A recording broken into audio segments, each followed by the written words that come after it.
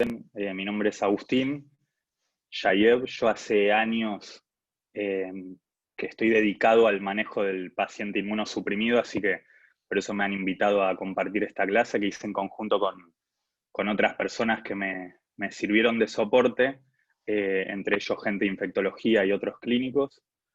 Y la dinámica de la clase, esperen que quiero pasar de diapo.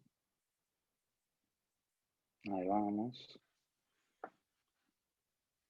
Y la dinámica de la clase, como les decía, en realidad yo lo que suelo hacer es problematizar a partir de un caso clínico, ir viendo distintas intercurrencias clínicas que fueron sucediendo con el paciente y en base a eso poder dar algunos conceptos acerca de lo que es neutropenia febril, que es para lo que nos juntamos hoy. Y la clase es un caso clínico. Sobre el final hay 3 casos clínicos muy cortitos, que es más que nada para reforzar algunos conceptos. En el transcurso de estos casos, que como les dije, el primero es el sobre el que se basa principalmente la clase, hay momentos donde se hacen preguntas y hay opciones de multiple choice que si quisieran, para mí sería un placer que puedan habilitar sus audios y decir qué les parece que harían con este paciente y poder justificarlo. Sí me parece importante, como es una clase destinada principalmente a los residentes de primer año, que durante el transcurso de la misma que ellos tengan la prioridad para hablar, y sobre el final de la charla sí dar unos minutos para que el resto de las personas puedan hacer las consultas que crean pertinentes, y mismo para que las distintas personas que me ayudaron puedan hacer los aportes o consideraciones que crean. Respecto a los objetivos, está destinada principalmente a conocer el manejo diagnóstico y terapéutico en los pacientes que cursan un episodio de neutropenia febril con cáncer. Tenemos que tener en cuenta, entre otras cosas, que los pacientes que tienen cáncer transitan entre 2 a 8 episodios de neutropenia febril durante su enfermedad, siendo el promedio o la media un número de 5, y que obviamente es mayor en los pacientes que reciben altas dosis de quimioterapia.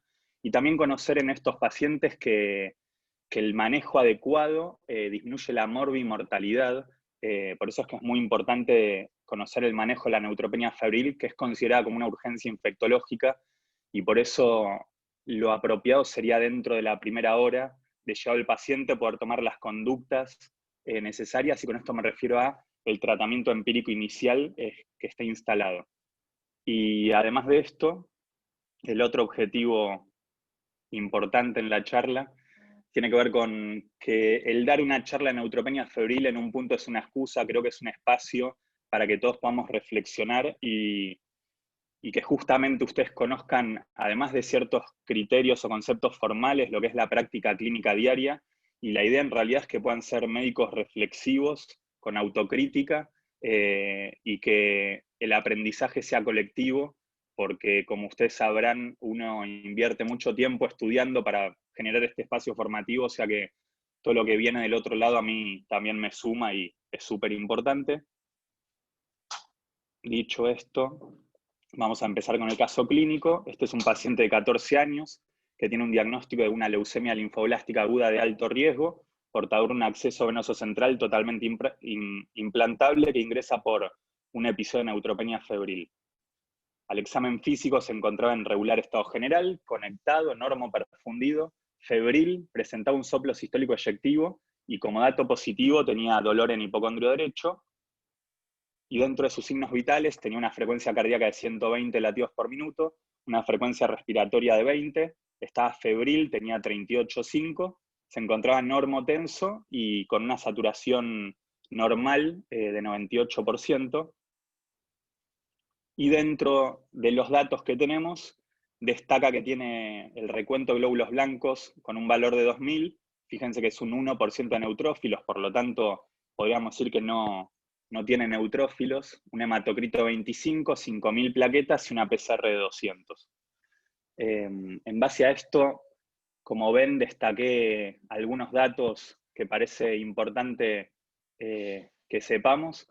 Dentro de los pacientes que tienen episodio de neutropenia febril, como vamos a ver más adelante, se los categoriza en 2 grandes grupos.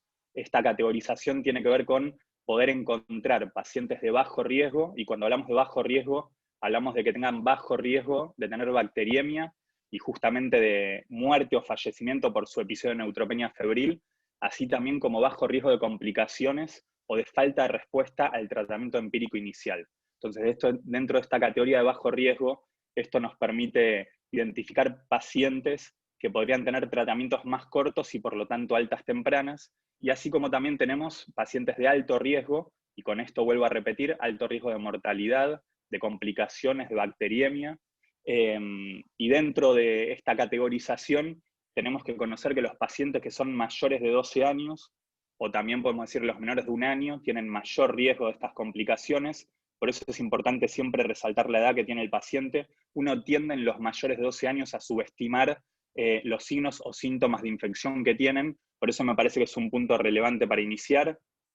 Tenemos que conocer que dentro de la epidemiología de nuestro hospital, aproximadamente hay entre 30 a 40 pacientes que ingresan por año con una leucemia aguda, así como también hay 30 o 40 pacientes, 30 a 40 pacientes que ingresan con tumores sólidos. Por lo tanto, el hospital maneja ingresos por año entre lo que es hematología y oncología, aproximadamente de 80, y a esto se tiene que sumar las recaídas de su enfermedad de base. Este paciente tiene una leucemia linfoblástica aguda de alto riesgo. Con esto simplemente decir, para conocer un poco más, que el 70-80% de las leucemias agudas son linfoblásticas y que hay un 20% que tienden a ser mieloides, considerando a estas como una leucemia más agresiva. Y de alto riesgo implica que en estos pacientes se tienen que intensificar su quimioterapia, porque son pacientes que tienen más riesgo de poder recaer intratratamiento o más aún posterior a su tratamiento. Por eso es que se intensifica la quimio para bajar este porcentaje. Esto nos quiere decir que es probable que estos pacientes en algunos de las etapas de tratamiento reciban altas dosis de quimio, y eso los expone a tener mayor riesgo de complicaciones, entre ellas la neutropenia febril.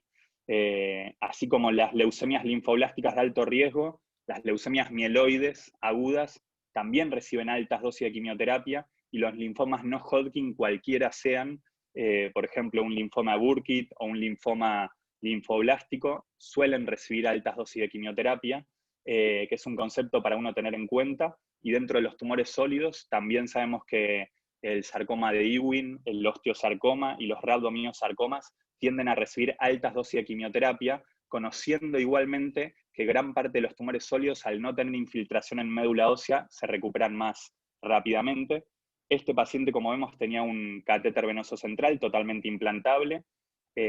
Como esto está destinado principalmente a los ingresantes al hospital, uno tendría que conocer que hay distintos tipos de dispositivos o de catéteres venosos centrales.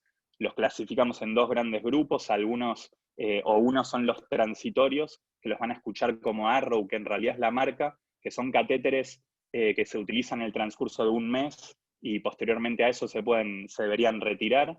Esos son transitorios, se usan más que nada para intercurrencias agudas y no son en general los que se usan en pacientes con cáncer. Lo van a ver más en una terapia intensiva o en una terapia intermedia frente a infecciones agudas. Y así como tenemos estos que son los transitorios, también están los que son de alta permanencia o que van a durar en el tiempo, que están los semi-implantables, que son muy parecidos, es justamente un acceso que llega hacia la vena, lo que vendría a ser la aurícula derecha o la vena cava superior, y que los que duran más tiempo, digamos, los semi-implantables salen como con dos mangueritas para afuera, son muy parecidos a los transitorios, mientras que los que son totalmente implantables, como el que tiene este paciente, tienen un reservorio subcutáneo sobre el cual se dispone una aguja que se llama Uber, y eso permite que estos pacientes con leucemia, que generalmente tienen estos catéteres que se llaman portales o totalmente implantables, o en algunas situaciones tienen los semi-implantables, puedan transitar toda su enfermedad con un acceso venoso seguro y que permita menos invasión hacia el paciente. Después, como ven, el ingreso del paciente fue porque estaba neutropénico febril. Acá es importante dejar algunos conceptos. Cuando hablamos de neutropenia, estamos hablando de un paciente que tiene menos de 500 neutrófilos, o que en realidad tiene entre 500 y 1000 neutrófilos, conociendo que en las próximas 24 o 48 horas esos neutrófilos van a descender a este valor que decíamos. Eso es lo que se define neutropenia. A su vez, conocer que las neutropenias profundas, que se definen como los pacientes que tienen menos de 100 neutrófilos, son las neutropenias que los predisponen a las infecciones más graves y por lo tanto son pacientes que uno tiene que tener más cuidado. Y a su vez, otro factor a considerar son los pacientes que entran con un debut, principalmente un debut leucémico, en los cuales a veces no cumplen con la definición estricta de neutropenia, pero como estos pacientes lo que se encuentran en circulación principalmente son blastos y por lo tanto estos no son funcionantes y no cumplirían con la inmunidad celular que se encuentra en cualquiera de nosotros, también debe considerarse a ese paciente como un neutropénico. Y respecto a la definición de fiebre, tenemos que conocer que el paciente que hablamos neutropénico febril es porque posee un registro de fiebre arriba de 38,5 o tiene 2 registros arriba de 38 y estos están separados por al menos 1 hora sin fiebre. Esa sería la definición de neutropenia febril, conociendo que en el contexto del COVID es probable que vean que alguna conducta se pueda llegar a tomar con registros inferiores, sobre todo de 37,3. No voy a hablar mucho en este momento de las consideraciones a tener en cuenta por la contingencia por COVID-19, pero sobre el final sí vamos a hablar de la definición como para que todos la tengamos clara. Respecto al examen físico, también hay que resaltar que se encuentra en regular estado general. Ese es otro factor que me va a permitir definir si el paciente lo podemos categorizar en un bajo riesgo o en un alto riesgo. Y como dato positivo, fíjense que tenía dolor en hipocondrio derecho, que después, en el transcurso de la internación y de las primeras horas, deberemos definir a ver qué jerarquía tiene este dolor en hipocondrio derecho. Como verán, otro dato de importancia, este paciente, como dijimos, tenía menos de 100 neutrófilos, por lo tanto es una neutropenia profunda. Y otro valor a destacar en este paciente es que tiene 5.000 plaquetas, que eso veremos, como dije antes, más allá de las definiciones, es importante categorizar el riesgo de estos pacientes y algunos de estos datos que pusimos en amarillo es porque nos dan información acerca de eso. Otro concepto que quisiera que tengamos todos presentes es que un paciente neutropénico, por más de que estuviera afebril, uno debería actuar en consecuencia, y con esto me refiero a iniciar un tratamiento antibiótico empírico, de presentar algún foco clínico o de presentar signos de sepsis. Nosotros estamos más habituados a que el paciente neutropénico febril tomamos conducta, pero tenemos que saber que las mismas conductas o las mismas consideraciones son para el paciente que se encuentra neutropénico afebril con foco o neutropénico afebril con signos de sepsis. Se va a tratar de la misma manera. Bueno, vamos a avanzar un poco. ¿Qué debemos conocer del paciente? Respecto a la anamnesis, hay algunos datos que deberíamos conocer. Como dije antes, categorizar el estadio de la enfermedad. En este momento es muy importante la comunicación con el oncohematólogo, que es el que nos puede brindar esta información. Con esto nos referimos a conocer cuál fue la última quimioterapia que recibió, cuándo es que la recibió y qué quimioterapia recibió, y si fueron altas dosis de quimioterapia. ¿Por qué nos referimos a esto? Porque lo que uno tiene que conocer es que las altas dosis de quimioterapia exponen a los pacientes a una predicción o una expectativa de neutropenia mayor a 7 días, y ese es otro punto importante que permite categorizar el riesgo de estos. Y a su vez, los pacientes que reciben altas dosis de quimioterapia tienen más riesgo de tener estas neutropenias profundas. Vuelvo a repetir un dato que me parece a mí importante. Yo durante años no lograba ubicar cómo poner a estos pacientes según justamente la categorización en el estadio de la enfermedad. Y vuelvo a repetir un dato que es, los que reciben altas dosis de quimio tienden a ser las leucemias mieloides. Cualquiera de sus bloques son altas dosis de quimio. Los linfomas no Hodgkin también reciben en todos sus bloques altas dosis de quimio. Las leucemias linfoblásticas agudas, en parte de su protocolo, también reciben altas dosis de quimio, se llaman bloques RA, que son los de alto riesgo, o también en el protocolo 2 reciben dosis de quimioterapia que con la acumulación que vienen teniendo durante los meses anteriores, muchas veces tienen expectativas de neutropenia mayores a 7 días, y dentro de los sólidos, como dijimos, los pacientes que tienden a recibir altas dosis de quimio y por lo tanto podrían tener una expectativa de neutropenia mayor a 7 días, son los rhabdomiosarcomas y los tumores óseos. Como dije, Esto siempre es bueno hablarlo con el oncohematólogo de cabecera, que es el que nos va a poder dar esta información. Después, otro dato de la anamnesis importante son las internaciones e infecciones previas. Es importante conocer tanto la epidemiología del hospital, y con esto me refiero a cuáles son los gérmenes más frecuentes en las infecciones que tienen estos pacientes, y a su vez conocer el caso individual, conocer en el paciente qué antecedentes tiene, porque en el transcurso de los últimos años ha habido una emergencia de distintos gérmenes habituales, pero con mecanismos de resistencia, y entre estos podemos citar algunos, como es el Staphylo aureus meticilino resistente, o también pueden ser bacilos gram negativos, que tienen un mecanismo de resistencia que van a escuchar como BLE positivo, que esos que tienen beta-lactamasas de espectro extendido, y que justamente le confieren resistencia contra gran parte de los beta-lactámicos a estos gérmenes. O también hay otro grupo de gérmenes que que tienen en realidad un mecanismo de resistencia que es carbapenemasas, por lo tanto son resistentes a carbapenémicos, y por eso es que es importante conocer las infecciones previas, porque si estos pacientes, el caso individual, tiene como antecedente una de estas infecciones, lo tendremos en cuenta al momento de iniciar con el tratamiento empírico inicial que van a necesitar. Es importante, a veces con esto somos un poco desprolijos, pero los clínicos deberíamos en el cuaderno que tiene el paciente especificar exactamente qué infecciones y qué internaciones tuvo con los aislamientos. Van a ver que los pacientes suelen tener un cuaderno en el cual tienen todas sus consultas por hospital de día y mismo internaciones, en donde se ven los controles de laboratorio que tiene y las incidencias o intercurrencias clínicas que han tenido. Entonces también es un poco empoderarnos de esa situación y poner lo que al clínico le ha llamado la atención.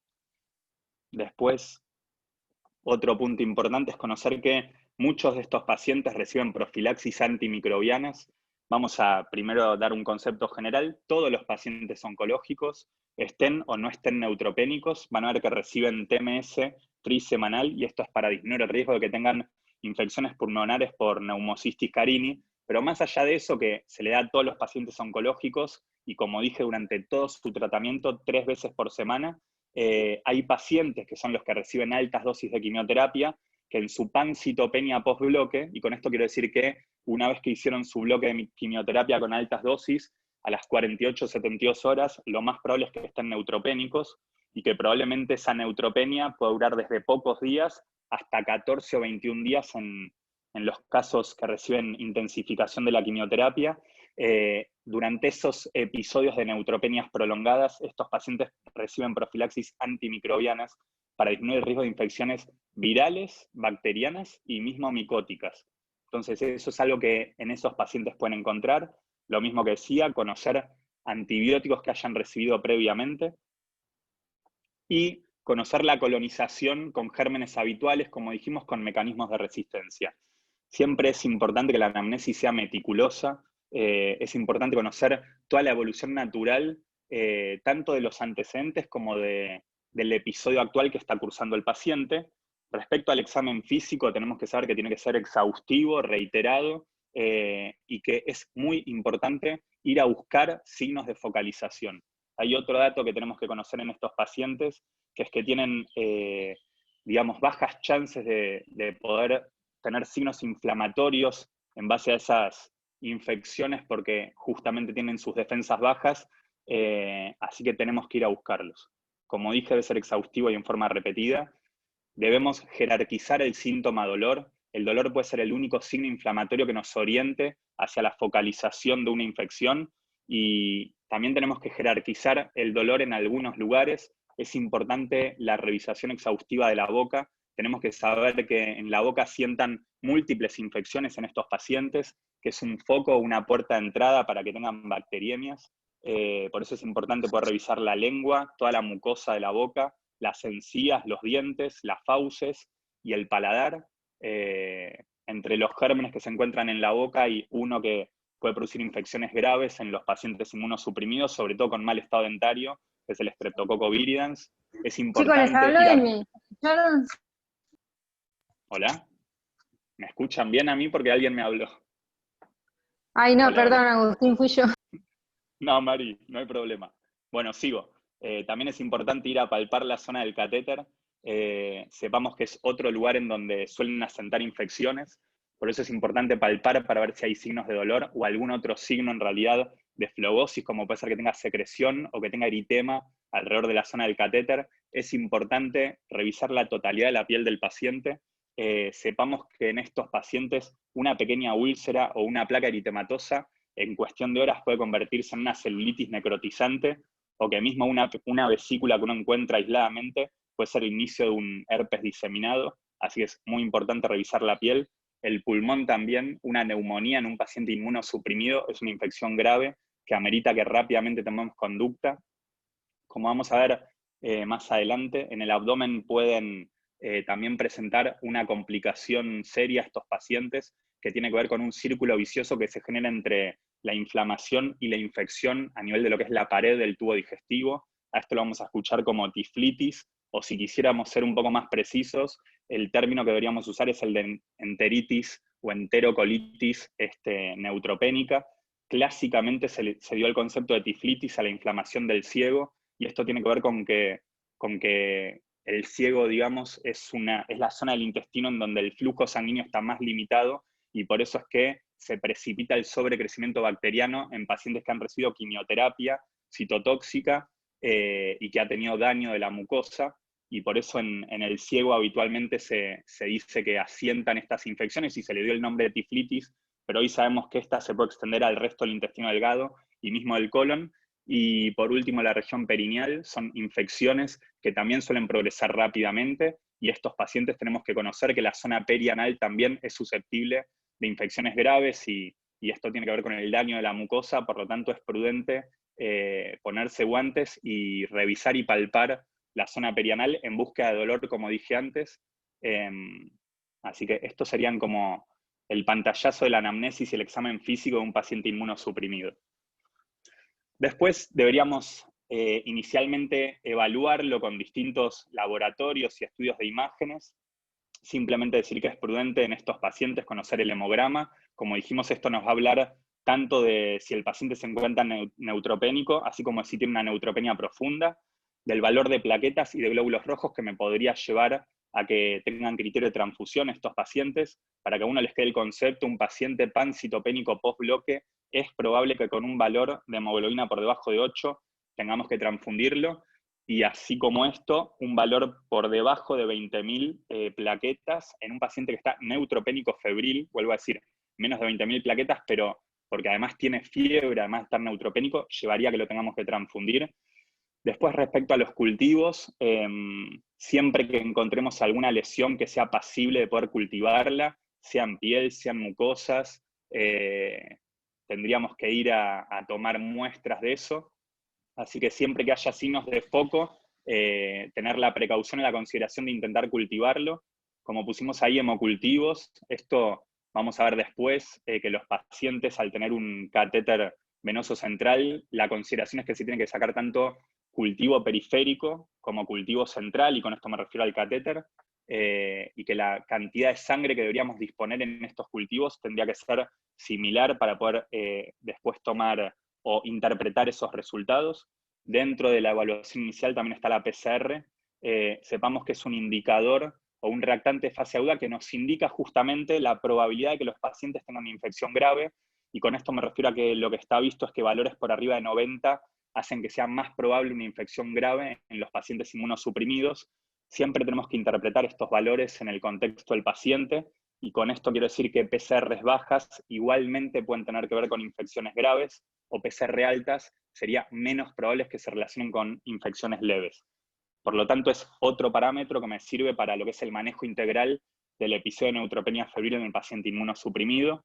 Como puse ahí, además de los hemocultivos, es prudente sacar una orina completa y un urocultivo. Tenemos que conocer que no es prudente de nuestra parte, para la toma del urocultivo, hacer un cateterismo de la vía urinaria. Sepamos que las mucosas de estos pacientes tienden a estar dañadas en el contexto de su neutropenia febril, y el intentar cateterizar la vía urinaria podría llevar a que desencadenemos un episodio de bacteriemia. Y la misma consideración para pacientes que tal vez se encuentran constipados, van a ver que no es prudente hacerle enemas o hacerle un tacto rectal a estos pacientes, por el mismo riesgo de desencadenar una bacteriemia. Obviamente siempre hay excepciones y se tienen que hablar, pero para que quede el concepto de que no es bueno invadir las mucosas de los pacientes por el riesgo que se tiene.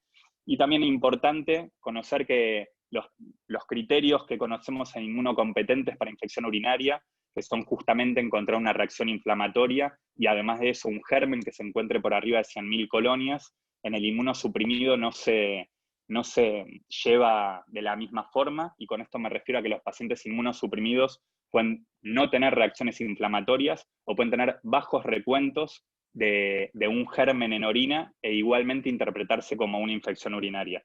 La radiografía de tórax es una imagen que está discutida en el paciente que ingresa neutropénico febril, y con esto me refiero a que el consenso hoy que tenemos en el hospital es que solamente haríamos radiografía de tórax al ingreso en un paciente que tiene signos o síntomas respiratorios. No haría falta hacerlos en el que no tiene ninguna intercurrencia que uno va a pensar que tiene que ver con que su neutropenia febril se relaciona con el pulmón.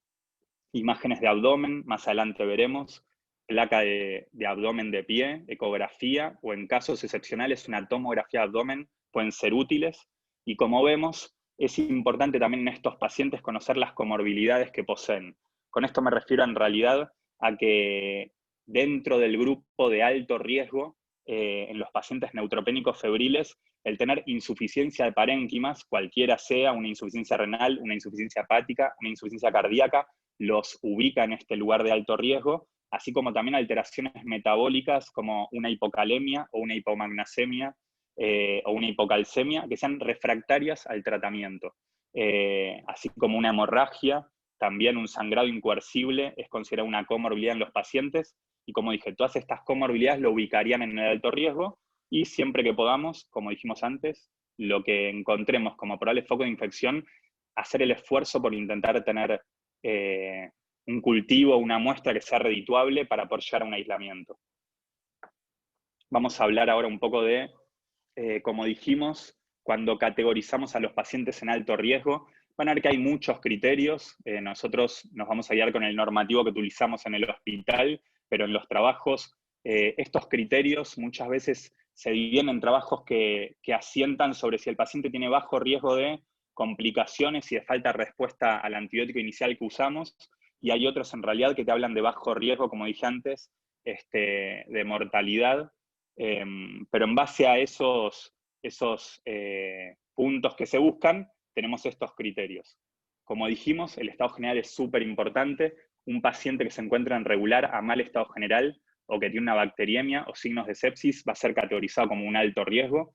Un paciente que tiene una enfermedad base en inducción, una recaída, falta poner ahí también un segundo tumor o que es un trasplantado, todos esos pacientes son considerados de alto riesgo. El concepto de que el paciente se encuentra en inducción tiene que ver con que su enfermedad oncológica todavía no está controlada, que está iniciando ese tratamiento, y por eso es que estos pacientes, cuando ingresan al hospital y se encuentran febriles, si están en inducción, tenemos que considerarlos como alto riesgo. La misma consideración para el paciente que recayó por su enfermedad, o que tiene un segundo tumor, o que es un trasplantado.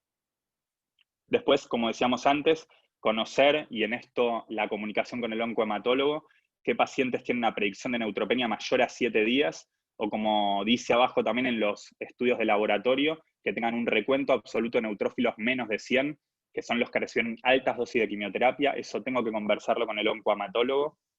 Foco clínico de importancia. Hay ciertos focos que se relacionan con mayor mortalidad en los pacientes, y por eso detenerlos los ubican en este alto riesgo. Dentro de estos, la mucositis grave es uno de esos focos. Sepamos que cuando reciben quimioterapia, los pacientes son susceptibles de tener daño en la mucosa, eso lo vemos en la boca, y este daño en la mucosa es lo que denominamos como mucositis, y hay 4 grados que después en forma concreta los podremos identificar, pero sepamos que es un foco clínico de importancia la mucositis en estos pacientes. La gingivitis necrótica o necrohemorrágica también es un foco de importancia.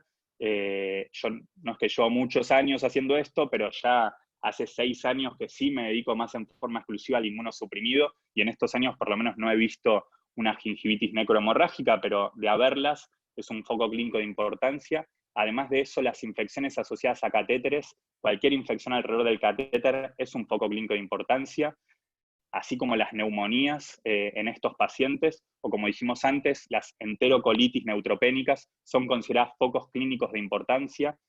La región perianal, como dijimos, o perineal, infecciones en este lugar, como abscesos perianales, o yéndonos de nuevo a la boca, abscesos odontógenos, tienen que ser considerados de importancia. Y las otitis medias agudas supuradas también son consideradas como un foco clínico que los ubican en el alto riesgo a estos pacientes. Después tenemos que conocer que un paciente que se encuentra desnutrido, un desnutrido severo, también tiene que ser considerado un paciente que no tiene las reservas como para poder defenderse adecuadamente frente a las infecciones, y esto lo ubica directamente en el alto riesgo. Un paciente que se encuentra neutropénico y la fiebre la inicia estando internado, también tiene que ser considerado un alto riesgo. O vamos a decir otro concepto ahora, vamos a agregar dos conceptos que son la recrudescencia o la recaída de la fiebre. Con esto nos referimos a un paciente que entró neutropénico febril, que dejó de tener fiebre durante 48 horas y que vuelve a tener fiebre. A eso llamamos recaída o recrudescencia de la fiebre. Esos pacientes con recaídas de fiebre se ubican directamente en el alto riesgo. Como decíamos antes, hay otros factores como la edad, el mayor de 12 años o el menor de 1 año también debe ser considerado como un alto riesgo. No lo puse acá, pero pacientes que tienen comorbilidades, como lo que dijimos antes, insuficiencias de parénquimas o trastornos electrolíticos refractarios al tratamiento o sangrados incoercibles, deberían ubicarse también en este grupo. Y dentro del laboratorio, los que tienen un RAN menor de 100, una PCR mayor de 90 o menos de 50.000 plaquetas.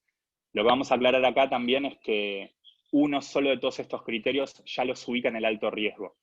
Por dar un ejemplo, con que tenga 20.000 plaquetas ya debería ubicarlo en el alto riesgo, o con que tenga una recrudescencia de la fiebre ya quedaría ubicado en este riesgo. Siempre es bueno que conozcamos lo que son las guías o las normas que manejamos, y obviamente después en el caso individual el equipo puede salirse de esa norma y ver qué es lo mejor para ese paciente. Pero con esto es lo que nos guiaríamos. Hay un concepto más que no hablamos antes, que es el de superinfección, y tiene que ver también con esto de la recrudescencia de la fiebre. Tenemos que conocer que los pacientes neutropénicos febriles hay un porcentaje que ingresan por un proceso infeccioso, que resuelven y que en el transcurso de los días pueden tener un proceso infeccioso distinto, sea bacteriano o también puede ser micótico. Esta segunda infección que presentan en el transcurso de este episodio de neutropenia es lo que vamos a encontrar como superinfección. Es una infección nueva que amerita que tomemos conductas, tanto diagnósticas como terapéuticas. Estos son los datos, que yo quiero ver si... No. Estos son los datos que tenía nuestro paciente. Se encontraba en regular estado general, había recibido altas dosis de quimioterapia, por lo tanto tiene una predicción de la neutropenia mayor a 7 días y un RAN probablemente, él lo tenía en realidad, tenía un 1% sobre 2.000 de neutrófilos, así que tenía un RAN menor de 200, tenía un foco clínico de importancia, vimos que el abdomen, ubicamos que había dolor, independientemente de categorizarlo como algo, como la entidad de tiflitis o no, que en principio no lo era mayor de 12 años, tenía una PCR mayor de 90 y tenía menos de 50.000 plaquetas. Con uno de todos estos ya hubiera sido suficiente para ubicarlo en el alto riesgo. Este paciente tenía varios de estos datos. Y vamos con el bajo riesgo, que sería todo lo contrario. Buen estado general, la enfermedad base se encuentra controlada, tiene una predicción de neutropenia menor a 7 días, no tiene signos de comorbilidad grave asociadas, ausencia de foco clínico de importancia, se encuentra eutrófico o desnutrido en un primero o segundo grado con una PCR menor de 90 y plaquetas más de 50.000. Otro dato que es importante para nosotros es conocer que siempre que iniciamos un tratamiento en los pacientes, sean de bajo riesgo o de alto riesgo, a las 48 o 72 horas se reevalúa el tratamiento que hicimos. Por lo tanto, para que este paciente de bajo riesgo quedase como un bajo riesgo, uno esperaría a las 48 o 72 horas que sus hemocultivos sean negativos, que ya se encuentre sin fiebre, que si tenía un foco clínico, que como dijimos, no de relevancia, se encuentre controlado, que no tenga signos de comorbilidad grave que hayan aparecido y que su PCR se encuentre en descenso. En estos pacientes es en los que se intenta en realidad una modalidad de tratamiento corta y con egresos rápidos. Voy a hacer una simple disquisición, porque en los trabajos esto se describe. Hay distintas modalidades terapéuticas en los pacientes de bajo riesgo. Con esto me refiero a que un paciente de bajo riesgo de inicio podría se podría, según la bibliografía, tratar en forma ambulatoria. Fíjense que digo ambulatoria, pero con la consideración de que su tratamiento empírico inicial siempre debería ser parenteral, y con esto me refiero a que sea endovenoso, o en el peor de los casos intramuscular.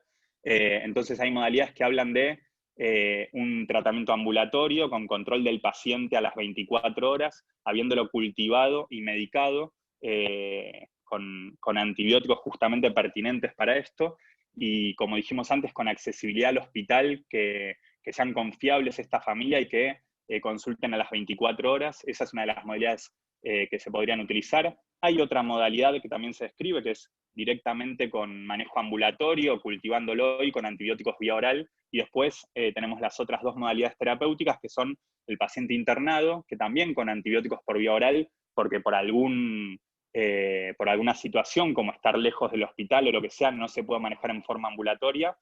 O la última modalidad terapéutica, que es la que nosotros utilizamos, que es internar al paciente que reciba antibióticos endovenosos y con buena respuesta a las 48-72 horas, ahí recién plantear el alta hospitalaria.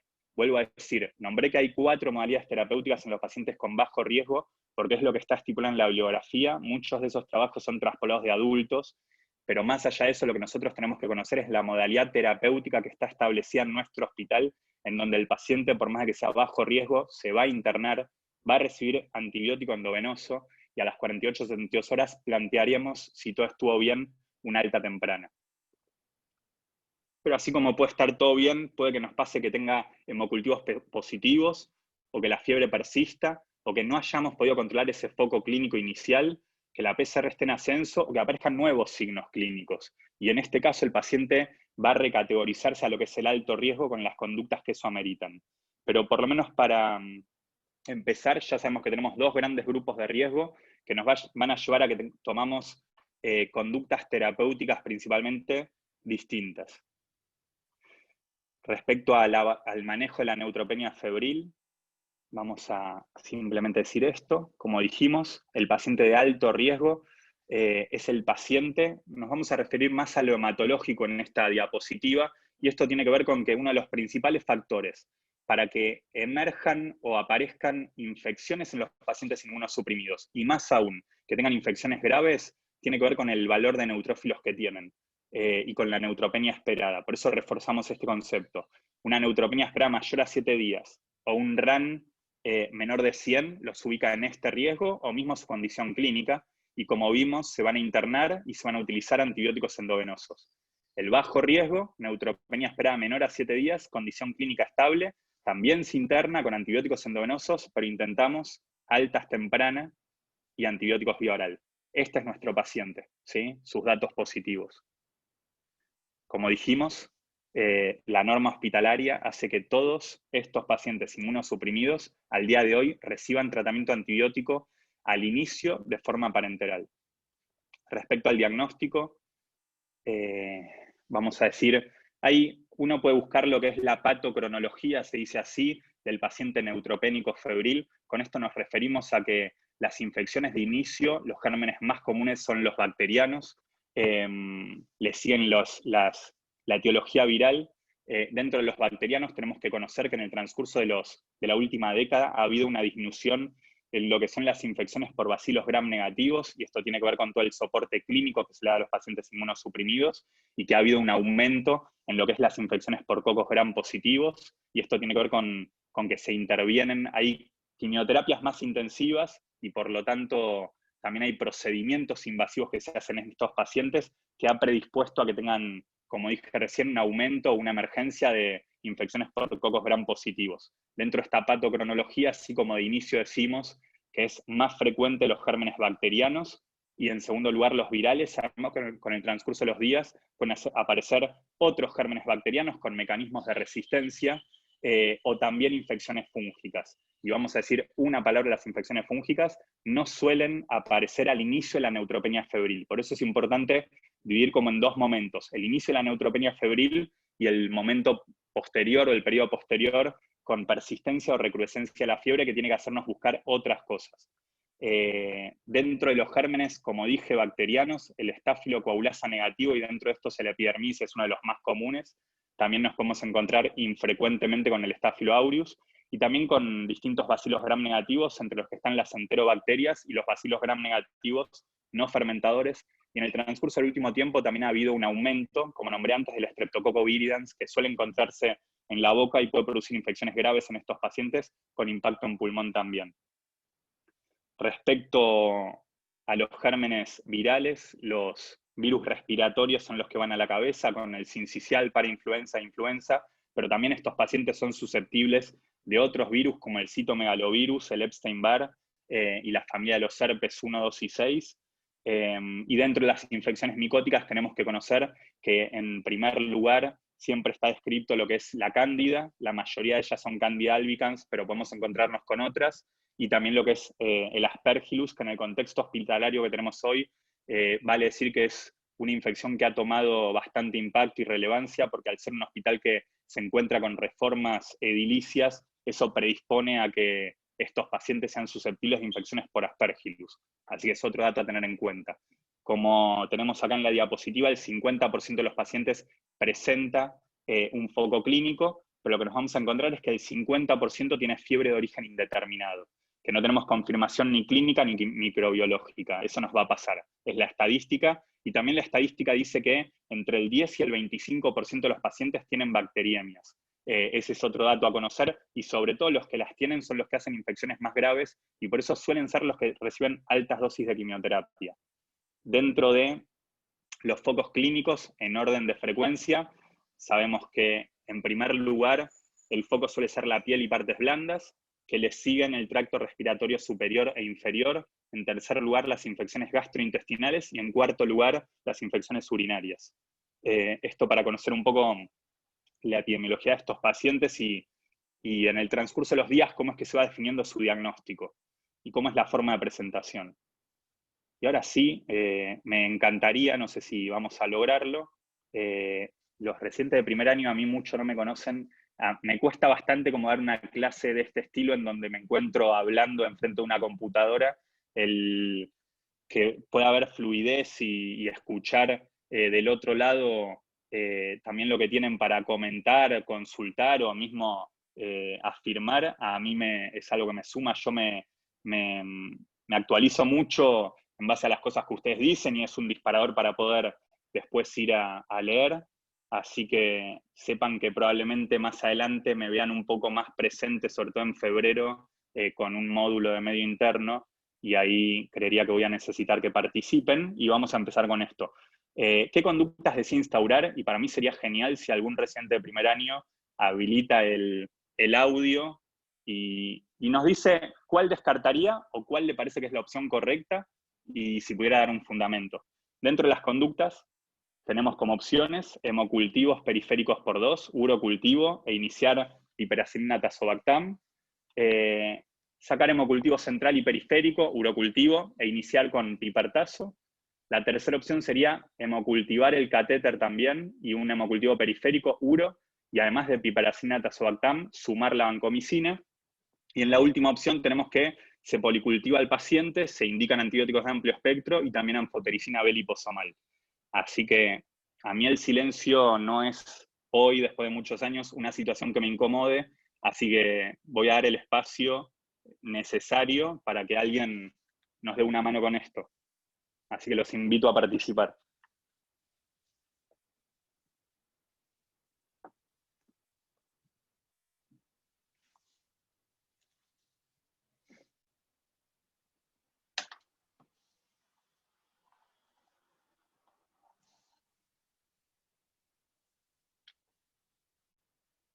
¿No se anima nadie? Miguel, ayúdame, o Luz. Si yo tuviera la lista, creo que ya me conocen, si tuviera la lista de residentes de primer año, estaría nombrando alguno, pero no la tengo. Escucho.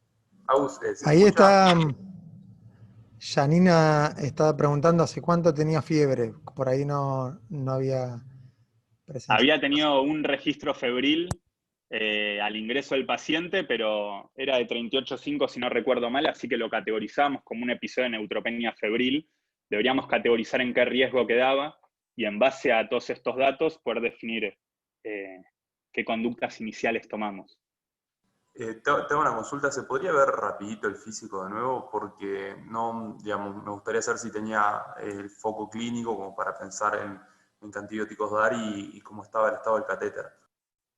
Dale, te lo contesto más fácil. El estado del catéter estaba perfecto, no tenía ningún signo de flebosis, no tenía dolor a la palpación del mismo, ni tampoco secreción o eritema, así que respecto a la zona del catéter era impecable.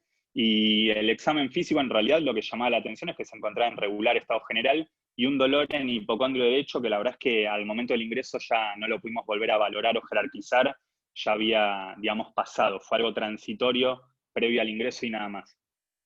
Ningún otro dato de importancia en el examen físico. Bueno, por ahí siendo así me juego por la opción 1. Félix, soy yo, estoy acá en la guardia. Perfecto. Y alguien que nos diga si está de acuerdo o no está de acuerdo y el por qué. Hola, yo, Lucila, también de primero. Dale. Sí. Yo elegiría la opción 3. No estoy muy segura del tema en cuanto a lo que es el tratamiento antibiótico con la vancomicina, porque la verdad no escuché, no sé si tenía algún foco en piel, pero le haría, a pesar de que no hay signo de flebosis, un cultivo del catéter, un hemocultivo periférico, un urocultivo, porque como foco de ingreso puede ser que no tenga sintomatología urinaria, y el hipertazo, porque si estamos con dolor en hipocondrio derecho, para descartar cubrir lo que es la tiflitis. Ok. ¿Alguien más que nos quiera dar una mano y nos diga cuál considera que es la opción correcta?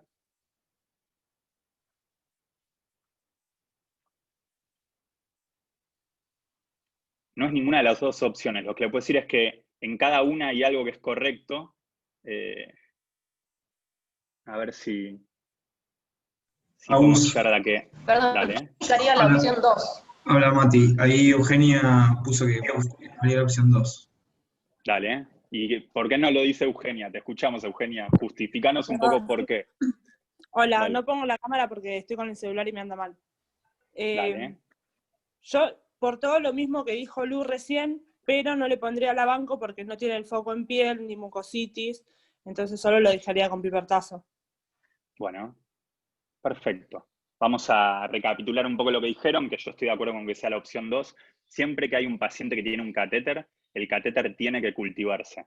Nosotros, como les dije, este paciente tenía un portal y por lo tanto es una aguja que se pone sobre ese reservorio y se saca este cultivo central, pero hay catéteres que tienen lúmenes hacia afuera, que pueden tener un lumen, 2 lúmenes, 3 lúmenes o un montón de lúmenes. El concepto que tenemos que tener siempre es que todos los lúmenes del catéter tienen que ser cultivados. O sea que siempre que tengamos un catéter, el esfuerzo es por cultivar cada uno de sus lúmenes. Dicho esto, sepamos que primero tiene que salir el hemocultivo periférico y después el central, eso vamos a ver por qué. Y este paciente, o mejor dicho, los pacientes inmunosuprimidos de alto riesgo, el esquema antibiótico que tienen que utilizar tiene que ir destinado hacia los bacilos gram negativos y lo que clásicamente era el principal germen relacionado con la mortalidad de los mismos era la pseudomona, por eso siempre tiene que ser un antibiótico antipseudomonal, pero sabemos que hay otros bacilos gram negativos que pueden llevar a la muerte de estos pacientes. Ese antibiótico no nos puede faltar y tiene que ver también con la epidemiología institucional. Sabemos en el hospital que en un paciente estable es prudente, si es categorizado como alto riesgo, iniciar con pipertazo. Después vamos a ver, obviamente, que hay indicaciones para empezar con glucopéptidos o con la vancomicina, como dijimos ahí, pero no todos los pacientes la requieren. Así que perfecto que me pudieron ayudar con esto. Vamos con el enfoque inicial del paciente que tiene neutropenia febril de alto riesgo. Como dijimos, tiene que ser un antibiótico antipseudomonal. En la bibliografía estas son las opciones que aparecen: pipertazo, cefepime, carbapenémicos, dentro de los cuales el que solemos usar es meropenem, y otra opción sería ceftamica, conociendo que en general elegimos la monoterapia porque se vio que tiene la misma efectividad que usar biterapia, y la monoterapia disminuye el riesgo de efectos adversos secundarios antibióticos. Por eso lo ideal siempre va a ser utilizar la monoterapia. En el hospital, como dije, en pacientes que se encuentran neutropénicos febriles de alto riesgo, sin signos de shock, la elección va a ser pipertazo. Ahora, ¿qué es lo que va a pasar? En un paciente que se encuentra shockado, nosotros no podemos perder tiempo o ajustar antibióticos según el diario del lunes. Así que rápidamente tenemos que actuar, y con eso me refiero a que un paciente chocado vamos a cubrir tanto los bacilos gram negativos con mecanismos de resistencia, como dijimos antes, los que tienen BLE positivos o los que tienen carbapenemasas. Eso nos hace iniciar con meropenem y con un aminoglucosio, que en este caso sería la amicacina. Tenemos que cubrir también los cocos gram positivos, por eso el paciente va a iniciar con vancomicina, y lo que podemos valorar es el riesgo que tiene el paciente de una infección fúngica. Conozcamos que según los antecedentes del paciente y el tumor que tiene y cómo le está yendo, hay pacientes que quedan caratulados como de bajo o de alto riesgo de infecciones fúngicas. Entonces, es improbable que un paciente de ingreso chocado, la causa sea una infección fúngica, pero de tener alto riesgo de presentar infecciones fúngicas por sus antecedentes, sería prudente empezar con anfotericina B liposomal. Y cuando tiene un foco clínico, esto después lo vamos a desarrollar un poco más, de tener tiflitis, una opción sería piperacina tazobactam también, pero hay una tendencia actual a utilizar carbapenémicos en estos pacientes. De tener neumonía también sería indicado el pipertazo. Si el paciente tiene un infiltrado pulmonar intersticial, en estos pacientes pueden ser pacientes que están cursando con infecciones por algunos gérmenes o algunas bacterias atípicas, o mismo por el Pneumocystis jirovesi. Por el Pneumocystis es que también se iniciaría el TMS a 15 o 20 miligramos kilo día y cada 6 horas. Fíjense que es una dosis más alta a la que estamos acostumbrados a usar, porque habitualmente la usamos a 10 por kilo, y que el intervalo, que suele ser de 12 horas, también lo achicamos si se pone cada 6. Esa sería la dosis para Pneumocystis carini, conociendo que no tiene dosis máxima, y a su vez, si estamos pensando en otras infecciones por bacterias atípicas, iniciar con un macrólido como la claritromicina también sería importante. Voy a hacer un poco, iba a usar mi memoria, pero me arrepentí. Vamos a poner estas opciones. Ahí estamos con las indicaciones de antibióticos contra cocos gram positivos al ingreso. Como dijimos, un paciente de alto riesgo, sin shock, iniciaríamos con pipertazo, con shock, iniciaríamos con mero, amica, banco, y valoraríamos justamente el inicio de anfotericina B liposomal. Ahora, ¿cuáles son las indicaciones de antibióticos de ingreso contra los cocos gram positivos? Como dijimos recién, que esté inestable hemodinámicamente, un síndrome de dificultad respiratoria aguda grave. Con esto nos referimos a pacientes que potencialmente necesitan una terapia intensiva por la dificultad que tienen, que nos encontremos en sus hemocultivos que en las lecturas nos dicen que tiene aislamientos de cocos gram positivos, que tengamos una sospecha clínica de una infección asociada a catéter. Esto es importante.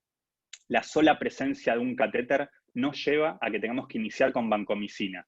Y cuando nos referimos a sospecha clínica, tiene que ver con que esta sospecha clínica podría ser porque hubo una manipulación, que nos digan que estuvo en hospital de día y que costó mucho habilitar el catéter, o que no tenía retorno, o que se forzó justamente para poder infundir medicación, o que el paciente estaba en la casa y jugando se golpeó el catéter, o la sospecha clínica también podría ser por estos signos de flebosis, que tenga secreción, o que tenga leve eritema alrededor del catéter, o que tenga dolor. Todo eso nos haría pensar en que pueda ser el catéter, y por lo tanto ahí sí iniciaríamos con vancomicina.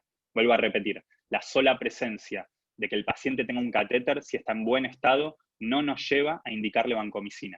Una infección de piel o tejido celular subcutáneo, en cualquier lugar, también sería indicación, y esto está un poco discutido, pero un paciente con mucositis severa que tenga realmente dificultad en la deglución, tanto para líquidos como para sólidos, y mismo que tenga refractariedad a veces al tratamiento analgésico, sobre todo si recibió profilaxis con quinolonas, haría que uno inicie vancomicina también de ingreso. Como dije antes, los pacientes que reciben altas dosis de quimioterapia, dentro de sus profilaxis antiinfecciosas, está estipulado hoy por hoy que reciban una quinolona. Lo hacen durante la pancitopenia post-bloque, mientras dura esta pancitopenia post-bloque, y se puede hacer con ciprofloxacina o con levofloxacina. Esa es la norma que se maneja hoy, que podría llegar a pasar en el transcurso del tiempo que se modifique. Pero ¿qué es lo que pasa? Las quinolonas destinadas más que nada a bacilos gram negativos o mismo al Streptococcus viridans, lo que han generado en el transcurso de los años es una selección de los cocos gram positivos, y por eso se vio en pacientes que venían con mucositis severas y que habían recibido profilaxis con quinolonas, que podían entrar en realidad con infecciones o mayor mejor dicho, mayor incidencia de infecciones por cocos gram positivos. Por eso ven esta última opción en la cual una mucositis severa, sobre todo si estuvo en profilaxis con quinolonas, podría llegar a considerarse para el inicio de vancomicina de ingreso. Vamos a seguir con el Agus, caso clínico. Sí, perdón, ¿te puedo hacer una pregunta respecto a lo que estabas diciendo recién? En el caso de un Miguel, neutropenia... esperá. Sí, Una cosa, si avanzamos con todo esto y haces la pregunta al final, ¿podremos? dale, la nota. Hagámoslo así. Dale, gracias. Bueno, seguimos con esto. A las 48 horas se informa telefónicamente que en el hemocultivo central y periférico se había positivizado para un germen que es la Klebsiella pneumoniae con un tiempo diferencial menor de 1 hora. Y en el examen físico se había encontrado el paciente en franca mejoría clínica, afebril, conectado, normoperfundido. Este era su extendido periférico, como ven, el paciente sigue pancitopénico y con criterio de transfusión, sobre todo de plaquetas. Fíjense que tiene 300 blancos totales, o sea que está en plena pancitopenia postbloque. Y la pregunta es, ¿qué conductas decide también iniciar en base al tipo de dispositivo central que tiene el paciente y la condición clínica del mismo? Y estas son las opciones. La primera opción dice de continuar con pipertazo 10 días, con hemocultivos de control intratratamiento a las 48 horas, en infusión atrás del catéter. La segunda opción dice adecuar tratamiento según sensibilidad antibiótica, con hemocultivos de control intratratamiento a las 48 horas, también en infusión por catéter. Cierre y extracción del catéter sería la tercera opción. Ahí es donde tenemos que evaluar esto, si podemos conservar estos catéteres o si tienen indicación de tener que extraerlos. Y por último, hemocultivos de control, y se decide rotar a meropenem conociendo la epidemiología y resistencia bacteriana de la sala. Y lo mismo, si algún residente, sobre todo de primer año, me pudiera colaborar y justificar qué opción eligen, sería muy bueno.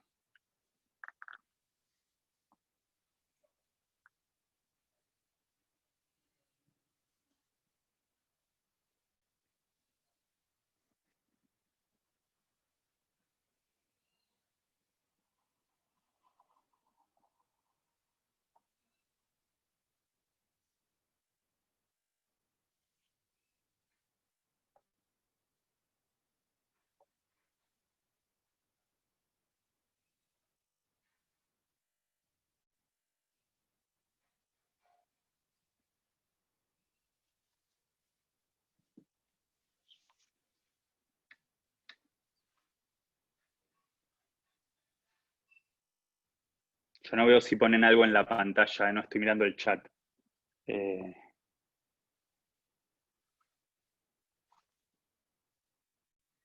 Ahí pidieron si podías volver a la diapo anterior, Agus.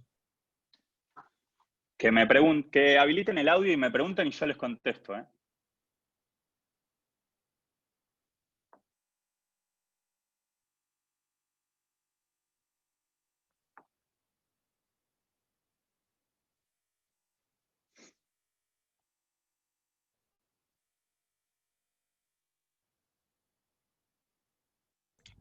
Agus, te piden si no les podés mostrar la diapositiva anterior para refrescar los conocimientos o alguna pregunta. Bueno, Juancito, gracias. Yo se los refresco igual, sin ir para atrás. Quería que alguno habilite y pregunte. Pero en realidad lo que decía es que se aisló una Klebsiella pneumoniae. Eso es lo que decía la diapo anterior y que tiene un tiempo diferencial entre la positividad del hemocultivo central y el periférico menor de 1 hora y que el paciente se encontraba en mejoría clínica. No había pasado mucho más que eso y seguía con su pancitopenia postbloque. Lo que tenemos que decir nosotros ahora es, con este catéter, que como dijimos, tiene una Klebsiella pneumoniae con un tiempo diferencial menor de 1 hora, ver qué es lo que hacemos. ¿Se anima alguien?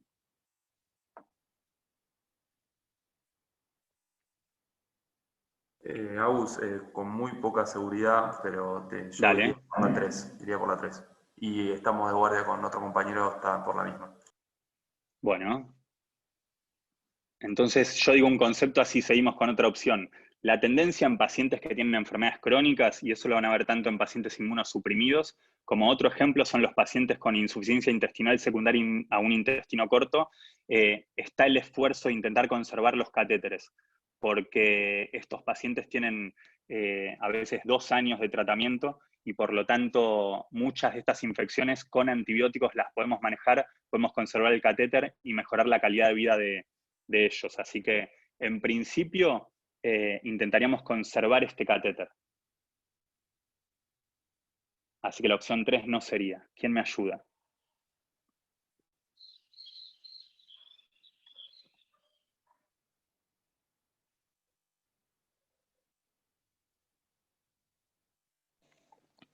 Hola. No sé bien cómo era lo del hemocultivo, del retrocultivo, la cantidad de tiempo del diferencial, para ver si estaba asociado o no. Pero bueno, si está en mejoría clínica, le dejaría capaz la misma medicación y haría un control nuevamente. No sé, pero no sé si la 1 o la 2, no sé la verdad. Me gustó cómo terminaste. A ver, jugate por una.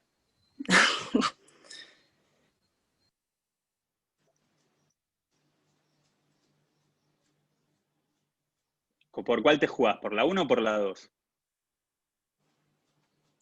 Y por la 2, supongo. Perfecto, según el biograma, a ver qué hago después. Pero... Bueno, ahora igual vamos a repasar un minuto lo de infecciones asociadas a catéteres, pero hay un concepto sí que es importante en todos nosotros, que es que siempre que nos encontremos con alguna infección, en este caso son inmunosuprimidos, pero también en inmunocompetentes, siempre lo más adecuado va a ser intentar adecuar el tratamiento a la sensibilidad antibiótica que posee el germen. Por eso es que en base a esta Klebsiella lo que se iba a hacer era adecuarlo. Esta Klebsiella era sensible también a ceftazidime, así que lo que se terminó haciendo es disminuir el esquema y utilizar cefta para su tratamiento. Y así como decimos eso, es prudente también, siempre que intentamos conservar un catéter, saber que a las 48 horas tenemos que hacer un cultivo de control, porque una de las consideraciones o de las condiciones, mejor dicho, para conservar ese catéter es que a las 48 72 horas de haber hecho tratamiento adecuado, es decir, un antibiótico al cual el germen sea sensible, y como es querer conservar el catéter, el antibiótico va a tener que infundirse a través del catéter, o en u otra medida puede ser utilizar lock de antibióticos, que después veremos qué es, pero el antibiótico tiene que ser adecuado según el germen y tiene que pasar por el catéter. Eso nos va a permitir a las 48 72 horas hacer hemocultivos de control, y de ser negativos, y por lo tanto decir que el paciente respondió al tratamiento antibiótico, vamos a poder conservar ese catéter. Por eso la opción, en este caso correcta, era adecuar tratamientos a una sensibilidad antibiótica con hemocultivos de control intratratamiento a las 48 horas en infusión a través del mismo. Vamos con las indicaciones de carbapenémicos. Como dijimos antes, si no nos queda duda, un paciente que tiene inestabilidad hemodinámica va a empezar con mero, banco, amica, y vamos a valorar la anfotericina. La persistencia o recaída de la fiebre intraneutropenia, si hubo desmejoría clínica, también sería indicación de carbapenémicos. ¿Con esto a qué nos vamos a referir? Voy a decirlo al revés ahora. Que el paciente persista la fiebre al 4º o 5º día, o que haya dejado de tener fiebre y después de dejar de tener fiebre recrudezca la misma dentro del episodio de neutropenia febril en un paciente que se encuentra estable, no sería indicación de tener que rotar los antibióticos, ¿sí? Esto me parece que es algo importante, ha cambiado en el transcurso de los años y es lo que hoy por hoy está definido en el hospital. Vuelvo a decir, la persistencia o recaída de la fiebre intraneutropenia con un paciente estable no es indicación de rotar antibióticos. Sí lo es si hubo desmejoría clínica. Son pacientes que tenemos que mirar muy de cerca los que persisten o recrudece su fiebre. Foco clínico de riesgo. Lo que decíamos antes, la enteritis neutropénica, dentro de los antibióticos estipulados está el pipertazo, pero hay una tendencia, cada vez crece más, a que estos pacientes se traten, sobre todo si son enteritis neutropénicas graves, con carbapenémicos. Como dije, la gingivitis necrotizante y el absceso perianal también son indicación de carbapenémicos. Que tengamos documentación microbiológica de bacilos gram negativos, BLE positivos. Estos gérmenes con beta-lactamasas de espectro extendido tienden a ser resistentes al pipertazo. Les digo porque nos puede pasar que el laboratorio informe que este bacilo gram negativo sea sensible a pipertazo. Independientemente de la sensibilidad, cuando se aísla un BLE positivo, es de buena práctica en un paciente inmunosuprimido rotarlo y poner un carbapenémico. Eso para que nos quede a todos claro.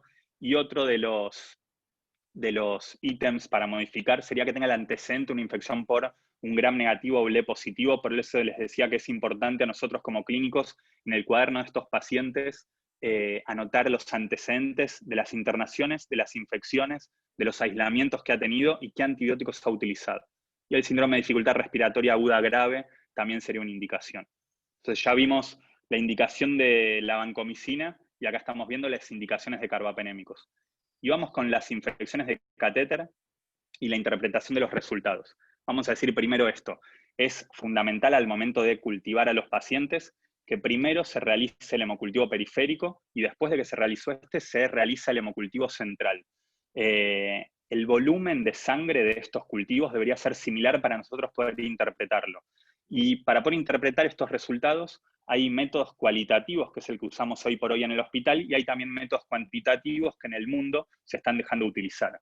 Cuando hablamos de bacteriemia asociada a catéter, estamos hablando de que el catéter se positivizó por lo menos 2 horas antes de lo que es el cultivo periférico. Y vamos a poder pensar esto. Si el inóculo en el catéter es suficientemente alto y por lo tanto estamos pensando que la infección fue del catéter, va a positivizar mucho tiempo antes que el periférico. Por eso pensamos que el foco, la bacteriemia en este paciente, como foco primario fue su catéter. Ahí teníamos la infección.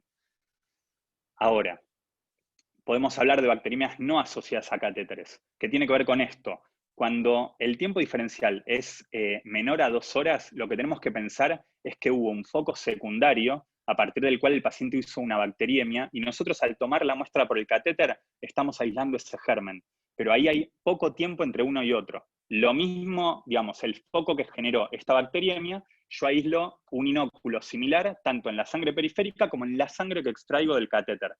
Esto es la bacteriemia no asociada a catéter. ¿Estamos hasta acá? Es importante distinguirlo porque probablemente lleve a consideraciones diferentes.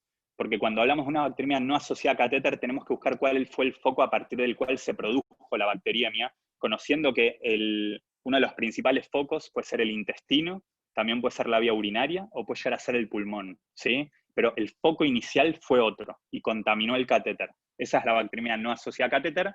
Después tenemos el método cuantitativo, que simplemente lo puse porque existe, pero no es lo que hacemos en el hospital, que tiene que ver con que asumimos que la infección primaria fue en el catéter cuando encontramos que la sangre del catéter tiene un valor 5 a 10 veces superior en el inóculo respecto a lo que es el cultivo periférico, ¿sí? Y decimos que en realidad es no asociada a catéter cuando este recuento es parecido. El inóculo que encuentro en el periférico y en el central son parecidos. Una disquisición súper importante con esto, acuérdense, primero se saca el cultivo periférico y después el central. Pensémoslo, si yo toco el catéter y el catéter era el foco primario, puedo desencadenar en ese momento la bacteriemia y puedo tener un alto inóculo en periférico. Por lo tanto, no me va a permitir interpretar bien el resultado, ¿sí? Por eso primero se saca el hemocultivo periférico y después el central. Y el central, si tiene 1 lumen, 2 lúmenes o 3 lúmenes, se sacará un cultivo de cada lumen. Y si esos lúmenes están cerrados, se pedirá a la enfermera que los habilite y se sacarán cultivos. Sin excusa, tenemos que hacer el esfuerzo por cultivar en forma correcta a estos pacientes. Las bacterias asociadas a catéteres generalmente tienen que ver con una contaminación inicial a partir de la mano del personal o mismo la piel del paciente, y por eso es que la mayoría son secundarias a estafilococos, principalmente coagulasa negativos, excepcionalmente a un Staphylo aureus, y se intenta conservar el catéter cumpliendo antibiótico sistémico adecuado endovenoso con estos hemocultivos de control negativos. Y en las no asociadas a catéteres, como dijimos, vienen a partir de lo que es el daño de mucosas y una bacteriemia a partir de las mismas, y las mucosas suelen estar en realidad con una flora predominantemente de bacilos gram negativos. Por eso es lo que encontramos. Por eso es que las bacterias no asociadas a catéteres, la mayoría son por gram negativos. Se intenta conservar el catéter cumpliendo antibiótico sistémico adecuado con los cultivos de control negativos. Estas bacterias no asociadas a catéter también las van a encontrar como CLABSI, que eso, la sigla significa infección del catéter asociada a injuria de mucosas. Vamos a decir simple, ¿cuándo extraemos un catéter? Cuando es un Staphylo aureus, sin lugar a dudas. Estos gérmenes tienden a ser un biofilm que hace que el inóculo, o mejor dicho, el germen, se mantenga en este catéter pese a la utilización de antibióticos, y sabemos que tenemos altas chances de que recaiga con la infección por su Staphylo aureus y podríamos llegar a tener focos secundarios por este mal manejo de catéteres. Así que, en principio, un Staphylo aureus es indicación absoluta de sacar el catéter. Lo mismo si son gérmenes micóticos, como puede ser la cándida, que es lo que más solemos ver, es indicación de sacar el catéter. Si la infección del catéter está acompañada por signos de flebosis locales, y con esto nos referimos, en los catéteres semi-implantables hay una parte del catéter que va por el subcutáneo, hace como un túnel. Si ese túnel tiene signos de infección, a eso se denomina tunelitis, o si no es un semi-implantable, sino que es un portal y su reservorio también tiene signos de flebosis, esos catéteres también tienen que extraerse. Cuando es una bacteriemia persistente, con esto nos referimos a un paciente que infundimos el antibiótico por el catéter, que era el antibiótico adecuado, y que al hacer los cultivos de control estos siguen siendo positivos, eso sería indicación de retirar el catéter, o en un paciente que se encuentra en shock séptico con mala respuesta al tratamiento adecuado. Esto, simple, las infecciones asociadas a catéteres son una de las principales causas de infecciones asociadas al cuidado de la salud. El tratamiento depende del germen aislado, de la condición del paciente, la presencia de complicaciones y la disponibilidad de otro acceso vascular, y es fundamental conocer que las estrategias preventivas permiten evitar estas complicaciones. Ya estamos en la última parte de este paciente. Al cuarto día se constata desmejoría clínica y el niño refiere dolor en la boca y en abdomen, y en el examen físico se encuentra en regular estado general, conectado y normoperfundido, sin fiebre. En la boca nos encontramos con que tiene placas blanquecinas y el abdomen se encuentra distendido, doloroso a la palpación en forma generalizada, con signos de irritación peritoneal en fosa ilíaca derecha, y esos son sus signos vitales. 130 de frecuencia cardíaca, que es lo que más resalta, probablemente tenga que ver con la intercurrencia clínica que tenga y mismo con el dolor que tiene el paciente. Y como vemos, el paciente sigue pancitopénico con una PCR que no termina de encaminarse, con un valor de 150. ¿Qué conductas decide instaurar? En este lo voy a decir yo, así vamos apresurando. Sepan que en una próxima charla la idea va a ser que sea un poco más corta y que ustedes tengan más injerencia en los conceptos que estamos hablando. Conducta expectante. Un paciente inmunosuprimido con dolor abdominal, como este paciente, que el dolor abdominal ha ido progresando y tiene hasta signos de irritación peritoneal, es una urgencia seguramente, y por lo tanto no vamos a estar esperando a ver qué acontece con el paciente. Ayuno transitorio, analgesia, fundamental en el transcurso de estos años, y gracias al servicio de cuidados paliativos, el manejo del dolor es algo que ha cobrado más importancia y que estamos intentando todos ponernos a tono con las directivas que tiene el equipo para que los pacientes o el manejo del dolor sea lo más adecuado posible. Fíjense que se hace radiografía abdomen tangencial, ecografía abdominal, interconsulta con el cirujano infantil y se inicia, como dijimos antes, carbapenémicos con toma previa de cultivos. Esa sería la opción correcta. Este paciente está transitando en este momento una evolución tórpida con el desencadenamiento de una tiflitis, o como dijimos antes, de una enteritis neutropénica. Por lo tanto, estas son las conductas que deberíamos tomar. Fíjense, rápidamente se ayuna al paciente y se le da analgesia, y rápidamente se toman imágenes. ¿Por qué hacemos estas imágenes? Para que nosotros tengamos en cuenta una radiografía de abdomen tangencial es inespecífica. No nos va a brindar muchos datos. El dato que sí sirve es ver si tiene signos de neumatosis o de neumoperitoneo.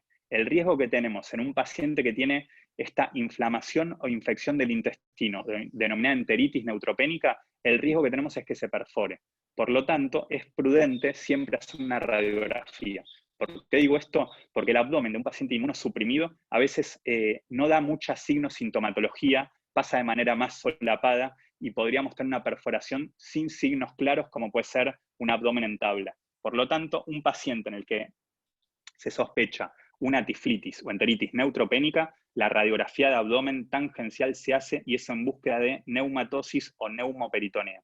La ecografía abdominal es lo que me va a permitir hacer el diagnóstico. Hay una tríada diagnóstica en cuanto a lo que son las tiflitis, que tiene que ver con que suelen ser pacientes que están febriles, suelen ser pacientes que tienen dolor abdominal y son pacientes que al hacer la ecografía abdominal encontramos un aumento en el espesor de la pared, principalmente de la mucosa. Esto hay valores de corte, está discutido, pero hoy por hoy en el hospital lo que decimos es que una mucosa mayor a 4 milímetros es el dato que falta en esta tríada diagnóstica para hacer diagnóstico de enteritis neutropénica, y con eso vuelvo a repetir, que tengan fiebre, que tengan dolor y que tengan el aumento en la mucosa mayor a 4 milímetros, independientemente de la sintomatología, sepamos que más de 4 milímetros es diagnóstico. Con esto lo digo porque hay estudios que muestran cuáles son la sintomatología en las enteritis neutropénicas. Lo principal es el dolor abdominal. Más del 90% de los pacientes se presentan con dolor abdominal. Cerca de un 85% de los pacientes suelen tener fiebre también. Y después de esto está la distensión abdominal con cerca del 80% de los pacientes. Son más inespecíficos y están presentes en el 70% de los casos, que tengan náuseas, que tengan vómitos o que tengan diarrea, y es más infrecuente, en el 60% de los casos pueden tener disminución de los ruidos hidroaéreos. Entonces, la forma de presentación clínica es muy heterogénea, pero tenemos que saber que frente a un signo o síntoma abdominal, en el contexto de un paciente que se encuentra neutropénico, es prudente justamente pensar en esta complicación con un alto índice de sospecha, justamente tomar las imágenes necesarias. Dentro de la ecografía abdominal, un dato también que podríamos sumar es que una mucosa mayor a 10 milímetros habla de peor pronóstico. Tenemos que ser todavía más cuidadosos con esos pacientes.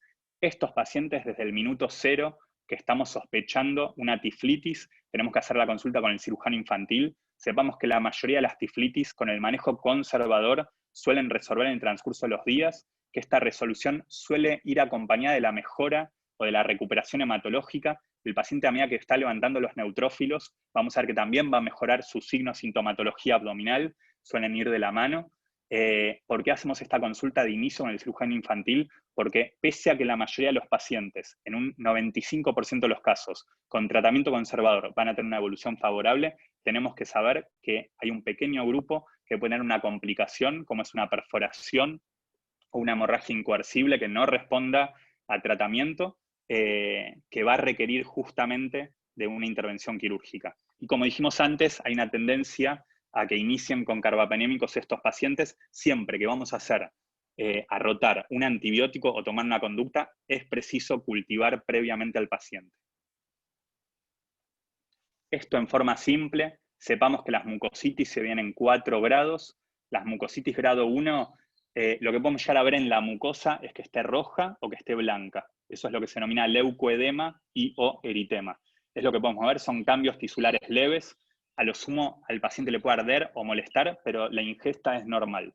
El grado 2 es cuando ya aparecen úlceras, pero fíjense que son úlceras menores a 1 centímetro y pueden verse algunas placas blanquecinas que son las pseudomembranas. El dolor en este caso es moderado y suele calmar con analgésicos habituales, y estos pacientes pueden ingerir líquidos, pero los sólidos tienden a ser blandos para que no desencadene mayor dolor.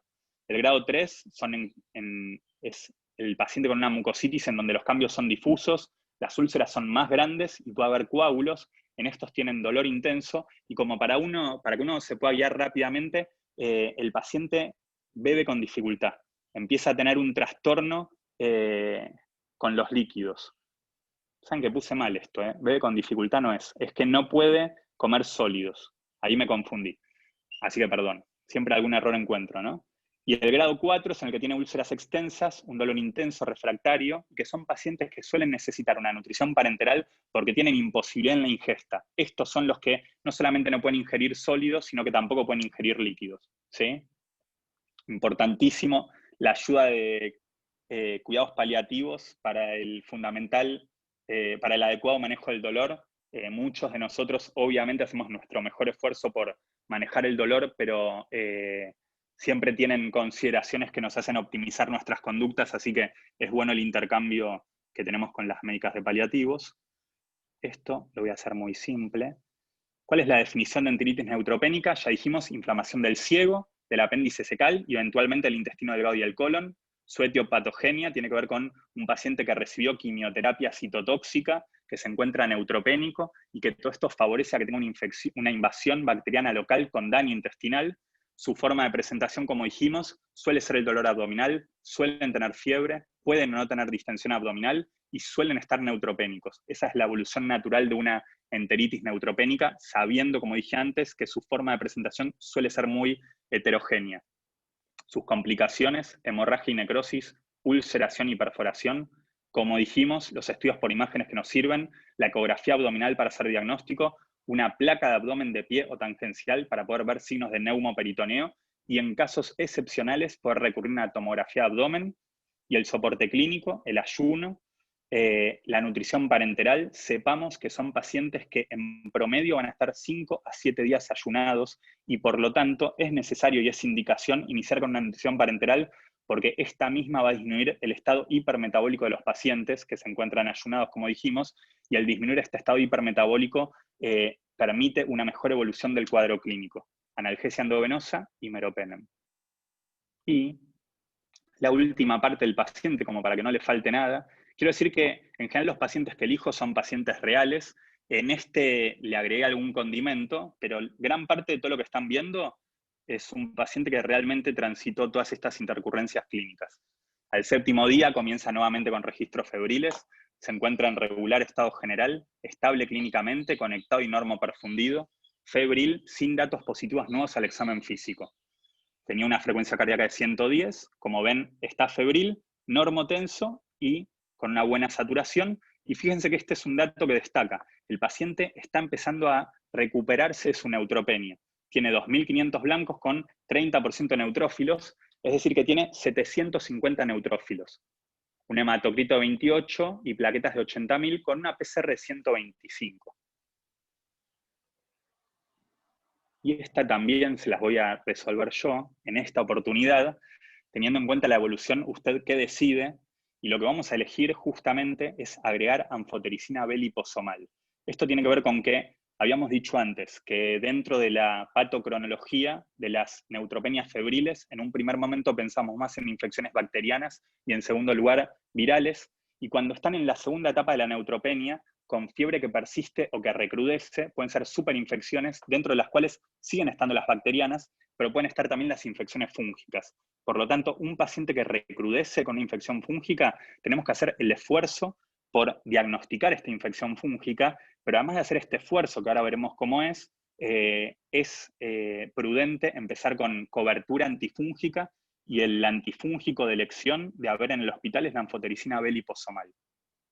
Este paciente, que como vimos, primero ingresó con un episodio de neutropenia febril, después aislamos una bacteriemia no relacionada a catéter por un bacilo gram negativo, después de esto justamente tuvo una tiflitis, y para finalizar tiene una infección fúngica sobre el final de su neutropenia febril, y de hecho destaquemos ese dato, el paciente está recuperándose hematológicamente. Muchas veces ese momento en donde se están recuperando es en el cual se focaliza y se ve o se evidencia esta infección fúngica. En el transcurso de las próximas 48 horas continuó febril y agregó múltiples lesiones maculopapulares que evolucionaron a nódulos dolorosos en ambos miembros inferiores, y ante la fuerte sospecha de una infección fúngica invasiva, se inició anfotericina B liposomal a 5 por kilo día. Esto se hizo solamente ante la aparición de la fiebre. Después aparecieron el resto de los datos que hicieron pensar más fuertemente en que sea una infección fúngica, y como siempre dijimos, hay que hacer el esfuerzo por tener aislamiento, y por eso se hizo la consulta con traumato para la biopsia de las mismas. ¿Cuándo y cómo se presentan las infecciones fúngicas? Solo el 5% se presenta al inicio, la mayoría se presenta como infecciones secundarias o superinfecciones. Suelen aparecer como un nuevo proceso febril durante la recuperación hematológica, con imágenes parenquimatosas sospechosas de infecciones fúngicas invasivas. ¿Cuáles son los gérmenes más comunes? A la cabeza está la cándida, se lleva habitualmente, y esto es lo que está descrito en la bibliografía, el 80%, y después tenemos un 10% Aspergillus, y encontramos otros gérmenes más inhabituales, como son los mucorales o como puede ser el Fusarium. Pero principalmente, cuando hablemos de infecciones fúngicas invasivas en inmunosuprimidos, nos vamos a encontrar con estos géneros, Cándida y Aspergillus. ¿Cuáles son sus factores de riesgo? Todos los pacientes que han recibido altas dosis de quimio y por lo tanto han tenido neutropenias prolongadas, y por lo tanto tuvieron más episodios de neutropenia febril y de antibióticos. Todo lo que ustedes ven acá como factores de riesgo es parte del mismo ciclo. Altas dosis de quimio, las mieloides, las linfoblásticas en recaída, los trasplantados también podría ser. Eso ya los predispuso a neutropenias prolongadas y profundas. Eso también hace que tengan más episodios durante su tratamiento de neutropenia febril y por lo tanto estén más expuestos a antibióticos de amplio espectro. Estos pacientes suelen recibir en inducción corticoides y a su vez, como reciben altas dosis de quimio, están más expuestos a las mucositis y también suelen ser portadores de accesos venosos centrales. Todos esos son factores de riesgo para infecciones fúngicas. Cuando decimos de que deberíamos hacer el mejor esfuerzo para intentar diagnosticar estas infecciones, es saber que en orina se pueden buscar pseudomicelios, que eso nos hablaría de infecciones por levaduras, dentro de estas está la cándida, sería un dato a conocer, que si hay lesiones en piel, como nos pasó en este paciente, deberíamos hacer la consulta con dermatología para poder biopsiar y cultivar estas mismas lesiones. Tenemos que conocer que hay un antígeno polisacárido que está presente en los hongos filamentosos. Dentro de los hongos filamentosos nombramos al que ocupa el primer lugar en el grupo, que es el Aspergillus. Estos galactomananos se buscan en suero. Como dije, al ser un antígeno polisacárido Aspergillus, a veces nos permite un diagnóstico temprano, antes de que aparezcan síntomas o que aparezcan imágenes que nos tienen que hacer actuar. Entonces, los galactomananos en suero es otro dato que debemos conocer. Tienen que hacerse bisemanalmente, principalmente en los pacientes que se encuentran neutropénicos internados. Y obviamente, si están neutropénicos febriles, con una expectativa de neutropenia mayor a 7 días, también sería indicación de poder hacerlos 2 veces por semana. Tenemos que conocer que el valor de corte es de 0,5 y que necesitamos 2 valores positivos para jerarquizar eso. Por lo tanto, estos galactomananos bisemanales, si ambas muestras son arriba de 5, o una de las 2 muestras está arriba de 0,7, se considera positiva y tenemos que hacer el esfuerzo por buscar justamente infección por hongos filamentosos. Y estudios por imágenes, ecografía abdominal, TAC de tórax, de senos paranasales, fondo de ojo y ecocardiograma. Buscaríamos, sin lugar a dudas, frente a una recrudescencia de la fiebre, cuál es el motivo por el cual esta apareció con esos datos. ¿Cuáles son las indicaciones de anfotericina B liposomal? Ya hemos dicho, un paciente que se encuentra chocado, valoraríamos su indicación. Un infiltrado pulmonar nuevo, un paciente que al 4º, 5º, 6º día empieza con clínica respiratoria y al hacer una imagen tiene un infiltrado pulmonar que es nuevo, nos tiene que hacer pensar en una infección fúngica, a la cabeza una aspergilosis pulmonar. Como dijimos, la persistencia o la reagudización de la fiebre es indicación de anfotericina B liposomal, y también el antecedente en un paciente que ya tenía una infección fúngica nos tiene que hacer ser más agresivos en la indicación de la misma. Y ahora, y esto lo vamos a hacer muy rápido, son 5 minutos. Muestro 3 casos clínicos para reforzar algunos conceptos y abrimos a ver si quieren hacer alguna consulta. Este nene es un nene de 3 años que tiene un sarcoma de partes blandas, que ingresó porque tenía un registro febril, que hizo quimioterapia hace 10 días. Lo único que tenía positivo al examen físico era un catarro de vías aéreas superiores, y como pueden ver ahí, el paciente tenía 400 neutrófilos. ¿Sí? Buen estado general, normoperfundido, solamente un catarro, y hablamos con su oncohematóloga que nos dijo que tiene una predicción de la neutropenia menor a 7 días y que es poco probable que haga una neutropenia profunda. Por lo tanto, y ahora sí habilito a residentes que sean un poco más viejitos a que nos digan cuál es la opción que elegirían correcta. Les leo. La primera dice hemocultivos periféricos por 2, uro y pipertazo. La segunda dice hemocultivo central y periférico, uro, e indican también pipertazo. La tercera lo que modifica es que empiezan con ciprofloxacina vía oral, con control por hospital de día en 48 horas. Y la última dice hemocultivo central y periférico, urocultivo, e indican ceftriaxona más amikacina, además del estudio de virus respiratorios que está en todas las opciones porque el paciente tenía un catarro. ¿Quién me ayuda? Hola, Aus, hola, Mati. Dale, Mati.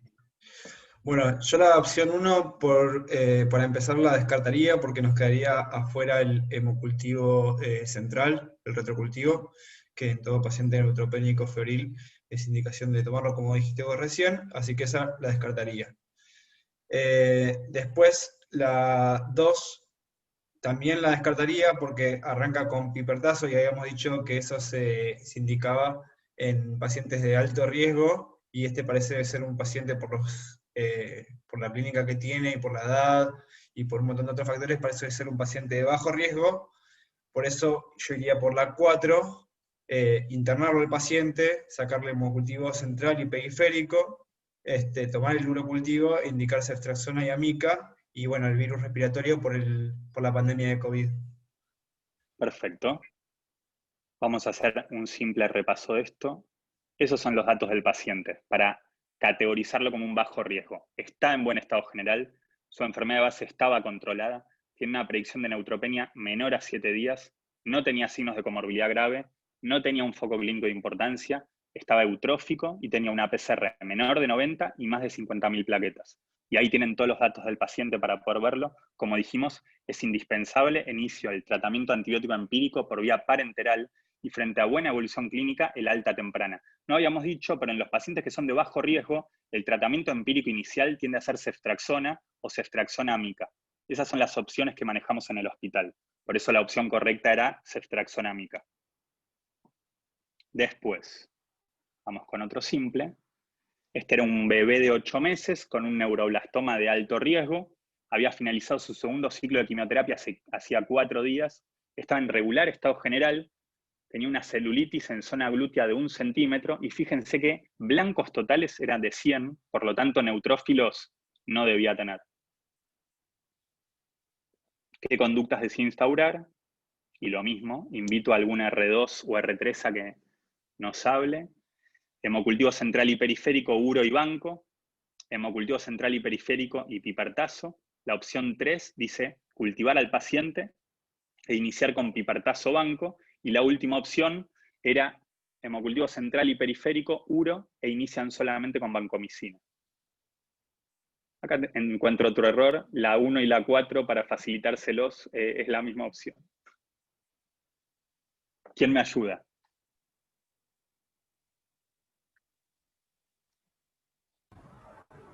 Agus, acá, Nata. Dale, dale. Bueno, acá entre todas las características del paciente ya ingresaba como un alto riesgo, y otra característica que tenía era una de las indicaciones de antibióticos contra cocos gram positivos, como para descartar las opciones que no tienen banco, porque tiene una infección de piel y partes blandas. Así que además de hacerle el hemocultivo central, periférico y el urocultivo, como a todo paciente con una neutropenia febril, le agregaríamos la banco por presentar la infección de piel y partes blandas. Mil gracias, buenísimo. Repasamos esto. Indicaciones entonces de vancomicina al ingreso: inestabilidad hemodinámica, dificultad respiratoria grave, serían en lugar de neumonía documentada radiográficamente, eso debería modificarlo. Tercer error que encuentro: hemocultivos positivos para bacterias gram positivas, sospecha clínica de infección asociada a catéter, mucositis severa si recibió profilaxis con quinolonas, y la otra opción, que es la que tiene este paciente, infección de piel o tejido celular subcutáneo en cualquier lugar. Y el último, este era un paciente de 12 años que, como dijimos, tenía una leucemia mieloide aguda, y por lo tanto estas son las leucemias más agresivas y que suelen recibir altas dosis de quimioterapia y tienen neutropenias esperadas prolongadas. Finalizó uno de sus bloques, que se llama MAE, que es parte de la inducción. Presenta en forma súbita palidez y vómitos. Se encuentra en regular a mal estado general. Tiene pulsos saltones y relleno capilar menor a 1 segundo. Fíjense que se encuentra taquicárdico, taquipneico, hipotenso, glóbulos blancos de 100, una PCR de 42, y se encuentra pancitopénico postbloque, podríamos decir. ¿Cuál es su conducta inmediata? Y acá también los invito a los R2 y R3 a su participación. Oxígeno alto flujo y expansión con solución fisiológica, hemocultivo central y periférico, uro, e indico mero, banco, amica en el transcurso de la primera hora.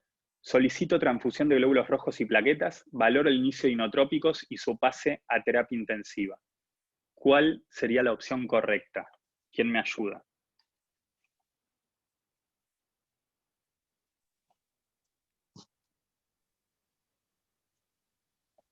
Hola Agus, hola Mar, ¿cómo andás?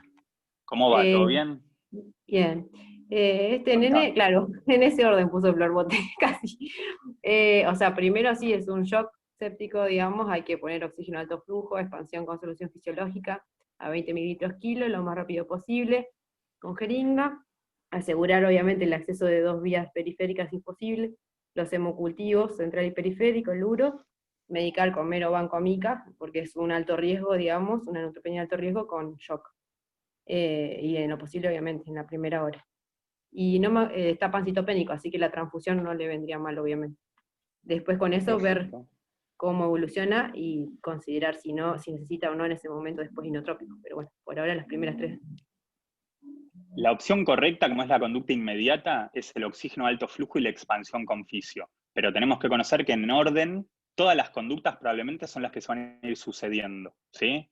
Se pone oxígeno, se expande, se cultiva. Fíjense que no es casualidad el orden de los antibióticos. Lo que suele matar a un paciente inmunosuprimido, chocado, suelen ser los bacilos gram negativos. Por eso es prudente rápidamente que reciban la dosis de meropenem. Después, obviamente, para optimizar sus condiciones, transfundirlo, y ahí se verá si necesita inotrópicos o su pase a terapia. Y sepamos esto, la supervivencia de los pacientes en shock depende en gran medida del tiempo que transcurre entre el diagnóstico y el tratamiento adecuado, y la reversibilidad de cualquier estado de shock es inversamente proporcional a su duración.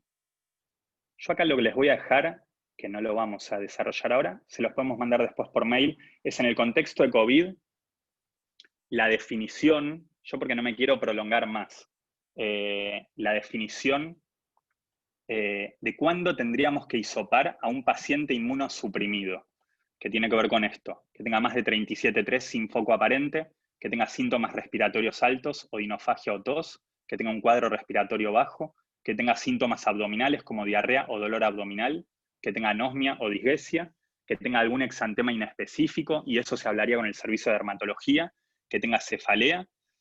Todos los ítems que ustedes ven que tiene asteriscos es porque sobre eso se hace una consideración. Por darles un ejemplo, la odinofagia es considerada como un síntoma, o un signo, mejor dicho, probable de COVID si no se relaciona con una mucositis. Es decir, si el paciente tiene odinofagia en el contexto que tiene una mucositis secundaria a la quimioterapia que recibió, y cuando hablamos de mucositis ya dijimos, son pacientes que tienen zonas eritematosas y tienen úlceras o placas blanquecinas. Por lo tanto, para alguien experimentado en inmunosuprimidos que considera que esa odinofagia es en el contexto de una mucositis, no sería criterio de hisoparlo. Ahora, si fuera solamente la odinofagia, sí lo sería. Lo mismo pasa con la tos. Tiene 2 asteriscos porque hay una consideración al respecto que tiene que ver con que en el contexto de la tos, muchos pacientes también tienen un catarro, tienen secreciones nasales. Los pacientes oncológicos, sobre todo tumores sólidos y el sistema nervioso central, pueden tener en realidad o recibir radioterapia craneofacial, y en ese contexto suelen tener secreciones nasales. Por lo tanto, en ese contexto no sería indicación de tener que hisoparlo. Lo mismo pasa con la diarrea aguda. Pacientes de sólidos que reciben irinotecan, si pasados los 10 días estos pacientes que reciben irinotecan presentan diarrea, también sería en realidad motivo de hisoparlos. Me refiero a eso porque el irinotecan tiene como efecto adverso diarrea, y de producirse dentro de los primeros días es en el contexto de un efecto temprano a la medicación, y en ese caso no haría falta tener que cultivarlo, sí cuando fue después de los 10 días. O diarrea en otro tipo de pacientes que no recibió el irinotecan.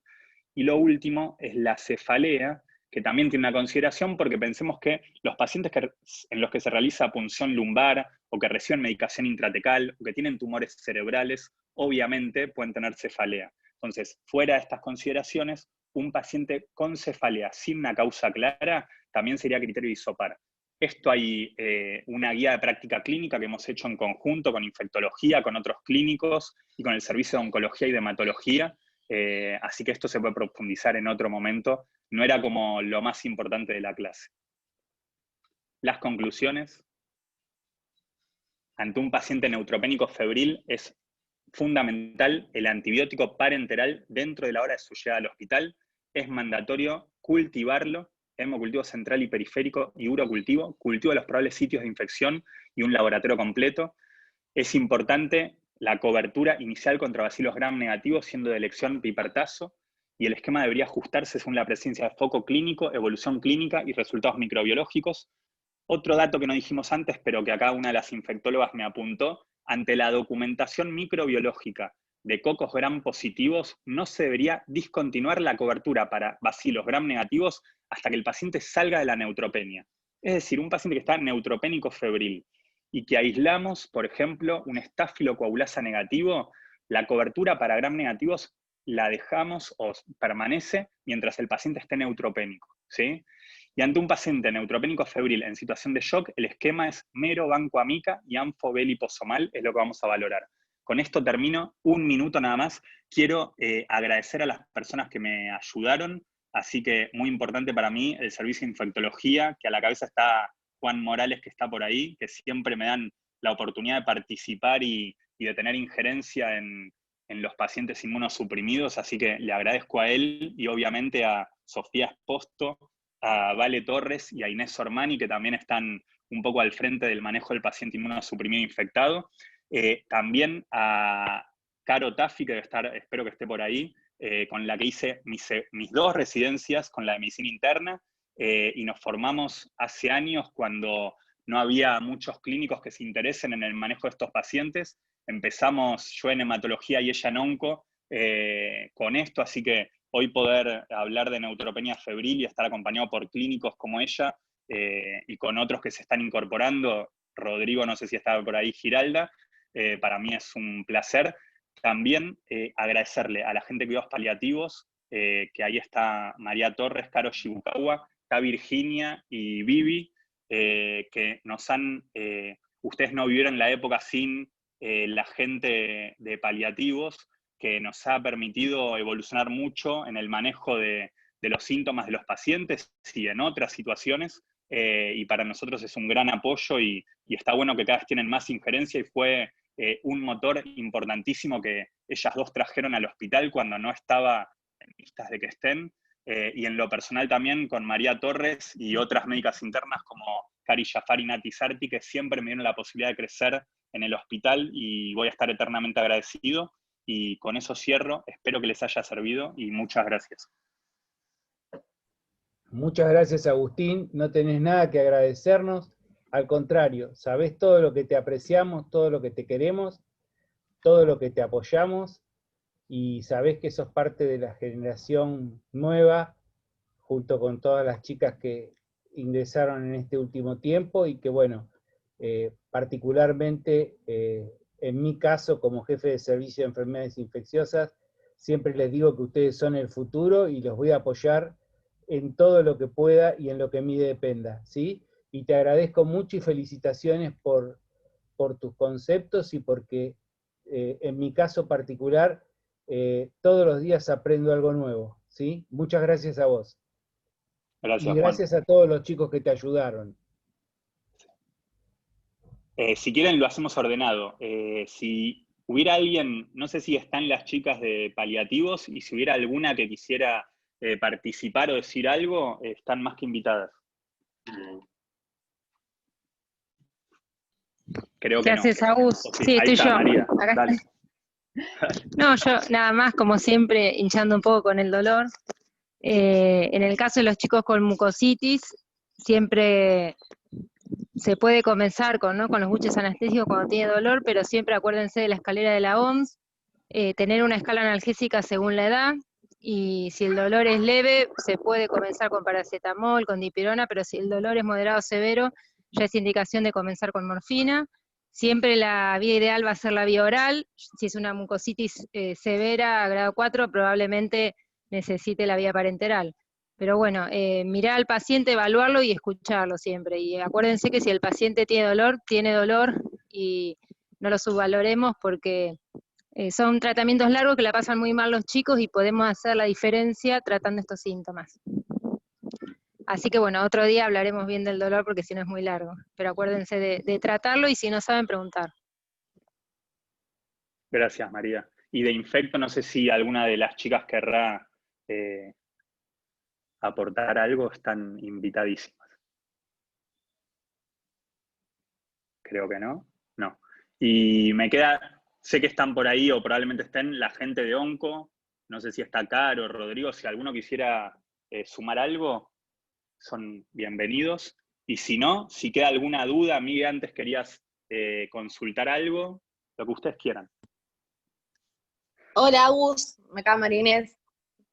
¿Cómo andas, Ine? Bien, no, re bien, la verdad, un gusto, la verdad, poder participar acá con vos y con el resto del equipo para armar esto. Bueno, obviamente hay muchas cosas que son, digamos, que se van modificando y demás de las guías, así que está bueno poder plantearlas acá y las dudas y demás que tengan los chicos en la RESI. También está bueno para el manejo de estos pacientes, que como se está viendo que en el hospital hay mucho paciente. Este año hubo mucha Se te cortó, Ine. derivación, sobre todo de los niños que vinieron de Mar del Plata, así que estamos a comentar. No, me estaba diciendo que hubo muchos ingresos en lo que es hemato-oncología. Perfecto.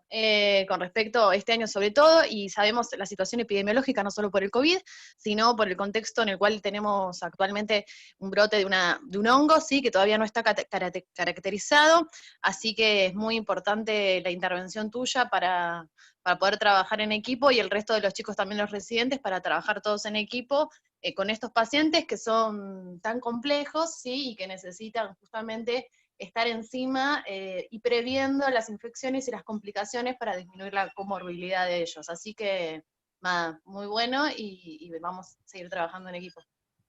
Y algo importante para los residentes también, que compartan las dudas que tengan y demás, ¿sí? Porque justamente es...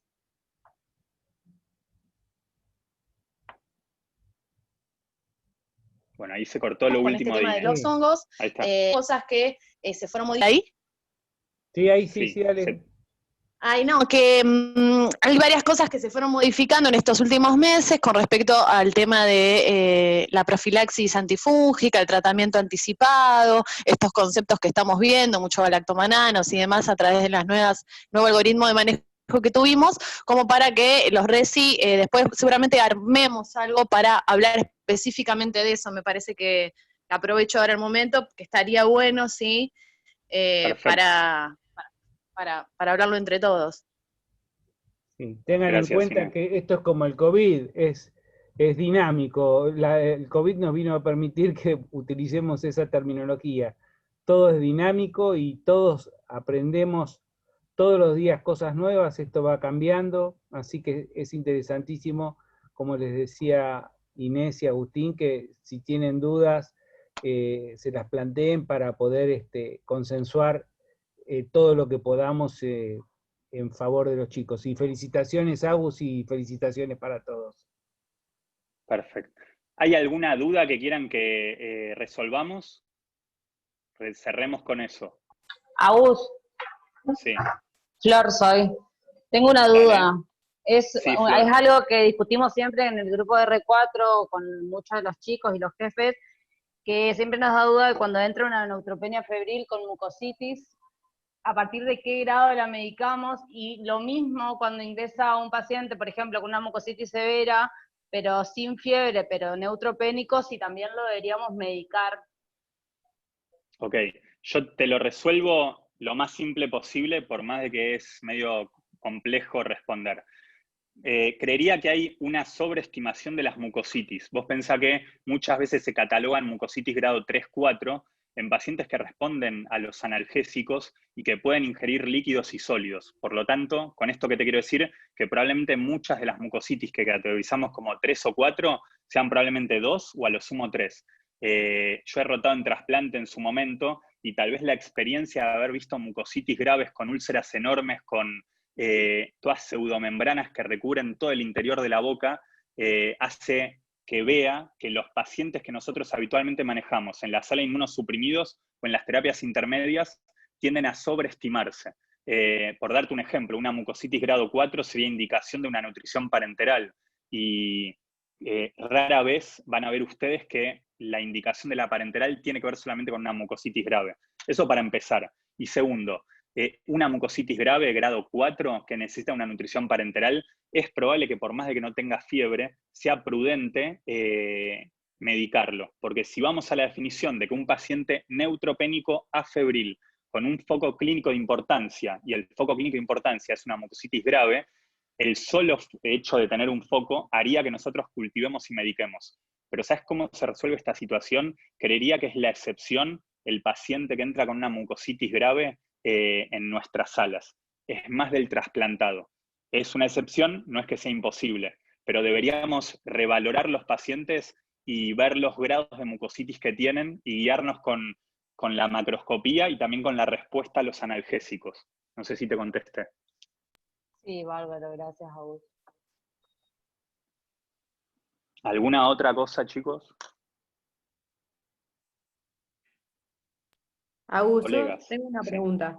En cuanto a las indicaciones, digamos, para antibióticos contra cocos gram positivos o si sea carbapenémicos, por ejemplo, ¿qué vos decís ante pacientes que han tenido, por ejemplo, una infección previa, no sé, con un Staphylomedes o mismo que tengan infección por bacilos gram negativos ble positivos como antecedente? ¿Eso es en algún tiempo en especial, digamos, de que hayan tenido la infección, o ya de haberla tenido en algún momento ya sería indicación? Yo te respondo simple y después si alguien de Infecto quiere dar como algún concepto más. En general, el antecedente de una infección por un bacilo gram negativo ble positivo, que hace que lo tengas en cuenta en tu terapia empírica inicial, es cuando es dentro del mes o te extendés hasta los 3 meses. Eso es lo que uno tiende a hacer. La verdad que no me ha tocado en la práctica tampoco que sean muy espaciadas esas infecciones. En general uno tiende a verlo rápidamente. Nos ha pasado con una paciente que en su uro aislaba siempre un recuento bajo de, no me acuerdo si era una Klebsiella o un gram negativo que era ble positivo, entonces siempre quedaba la duda de si era una infección urinaria por este germen ble positivo, y la consideración que tuvo Infecto, que más que oportuna, es que probablemente esa colonización de la vía urinaria debía tener que ver con que obviamente el intestino del paciente tenía estos bacilos gram negativos ble positivos, y a partir de eso era que traslocaba y se chocaba a la paciente. Entonces, yo lo que te diría es que sobre todo tenemos la mirada dentro del mes o 3 meses de este antecedente, pero que probablemente si hubiese pasado más tiempo y tiene el antecedente claro, también lo tendríamos en cuenta. Pero si alguien me quiere ayudar de Infecto... ¿Y en caso de SAMR igual? Sí. Vos pensá igual que es probable que con el SAMR la consideración que tengas es más probable que la infección haya sido del catéter, por dar un ejemplo, y seguramente lo sacaste ese catéter. Por lo tanto, pasados los 3 meses, sería poco probable que recrudezca una infección en donde vos el foco primario lo sacaste. Pero creería que en eso Infecto tiene más injerencia que yo en darte una respuesta. Yo lo que te puedo decir, una humilde opinión, después no sé, Inés sabe mucho más de esto, me parece que bueno, lo importante es lo que dijiste vos al principio en la anamnesis y en el registro que tiene la madre del cuaderno, saber exactamente cada una de las infecciones que ha transcurrido en el devenir de la infección, en el devenir de la enfermedad el paciente, para saber cuáles son los gérmenes más probables que puede estar colonizado o infectado, ¿no? Sobre todo porque estos pacientes van a tener una gran presión de selección antibiótica y una gran translocación bacteriana a nivel del tubo digestivo, fundamentalmente, ¿no? No sé, Ine, a ver qué te parece vos. Sí, sí, coincido. Aparte, algo a tener en cuenta también es cómo viene el paciente, ¿sí? Si es un paciente con una neutropenia febril simplemente estable, o un paciente con una sepsis o un shock séptico, no es el mismo tipo de paciente para uno interpretar y ver qué antibiótico empírico ponerle según la epidemiología que tengan los antecedentes microbiológicos, ¿no? Y también la epidemiología local es muy importante, en el cual uno, no es lo mismo el paciente si fue a quirófano, si no, si viene de terapia. Entonces, en esto uno lo tiene que tener en cuenta siempre en el empírico inicial con la epidemiología que hay. Por ejemplo, hay veces donde hay brotes o de Serratia, si uno ve que hay pacientes que tienen, entonces uno inicialmente va a cambiar el tratamiento en estos pacientes que ya tuvieron la Serratia, ¿no? O vienen de lugares donde en una terapia o viene a una institución donde sabemos que tiene Serratia y tiene un bacilo gram negativo, entonces inicialmente uno va a tratar de cubrirlo para cubrir esa Serratia. Así que es muy puntual, me parece, en estos casos, pero es como decís vos, Agus, el tema de más o menos el tiempo en el cual uno lo va a evaluar, si es 3 meses, más o menos en realidad, También está algo que vamos a charlarlo también, que es el tema de los hisopados contra los portadores en los hemato-oncológicos, algo que hay que charlarlo y trabajar en eso también para ver si se hace o no se hace. Es una manera también de saber quiénes son portadores y no de qué tipo de bacteria germen multiresistente. Por eso eso es para charlar también. Pero bueno, y con respecto al estáfilo en particular, sobre todo el estáfilo lo que tiene es, habitualmente se asocia ¿sí? a un foco no drenado, a un antecedente clínico, una osteomielitis, una artritis, ¿sí? En los hemato-oncológicos también, justamente, y en el catéter. Entonces, en el catéter ya se habrá retirado, entonces en ese caso directamente no es que uno lo va a tener tan en cuenta el Staphylococcus aureus METI-R, ¿no? Igual inicialmente, ante focos positivos, uno va a cubrirlo con vancomicina siempre pensando en el METI-R. Gracias, Inés. Porque para cobertura para esa mesa uno ya lo tiene con el meropen, hemopiperdazo, así que... Perfecto. Bueno, ¿y quedó alguna otra cosa, chicos, que quieran que hablemos? Agus, no, una Sí. cosita nada más. Para comentarle a los residentes que recién entran, cómo ha evolucionado todo en estos años, ¿no? Uno que es mucho más viejo que todos los que están ahí. Cuando yo empecé la residencia en el año 96, el tratamiento empírico inicial en la sala cuarta de un paciente neutropénico febril por un tumor sólido era cefazolina o cefalotina, gentamicina, piperacilina. Ese era el triple esquema. Cefin, genta, piper, ¿sí? Y cuando era en la vieja sala 15, para los pacientes, el empírico inicial de un neutropénico febril por un tumor líquido, como una leucemia o un linfoma, era cefta o ceftagenta. Fíjense cómo han cambiado las cosas, ¿no es cierto?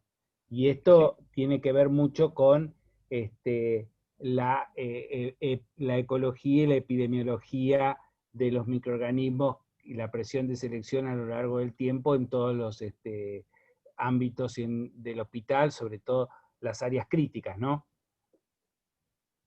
Gracias, Juan. ¿Alguna otra duda? Hola chicos, soy Carolina Taffi. Nada, excelente, como súper completo.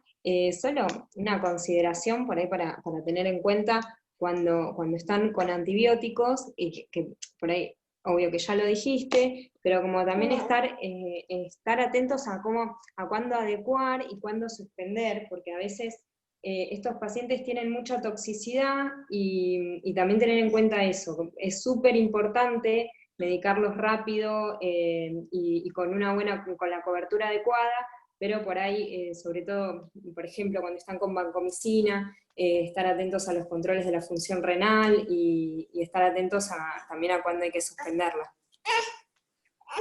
No, y el resto nada. Gracias, Caro. Sí, genial, Caro, eso es muy importante. O sea, una buena terapia antimicrobiana es poner bien el antibiótico y saber sacarlo oportunamente también, desescalar rápidamente la terapia según la documentación microbiológica y la clínica del paciente. Así que eso es parte del tratamiento, justamente. Sí, tal cual, porque a veces nos pasa incluso que se llegan a retrasar quimioterapias por ahí por la toxicidad renal. Pero bueno, en principio lo más importante es la cobertura adecuada. Y después, tal cual, saber cuándo sacarlo y monitorizar bien para también ajustar las dosis. Tal cual, poner el antibiótico es lo más sencillo, sacarlo es el problema, ¿no? Gracias. Creo que estamos. Díganme ustedes, Miguel o Luz. Bueno, Agus, creo que ya muchas estamos. Gracias por la clase, un lujo tenerte como siempre. Mi pregunta ya no te la voy a hacer porque era más o menos lo que había preguntado Flor Lestani, que habíamos estado discutiendo el otro día, así que ya hacía mi duda. Bueno, muchas gracias a vos y a todos los que nos acompañaron, fue una clase re linda, y bueno, nos seguiremos viendo. Saludos, abrazo chicos. para todos ahí. Gracias. Gracias, felicitaciones. Adiós. Chao. Chao.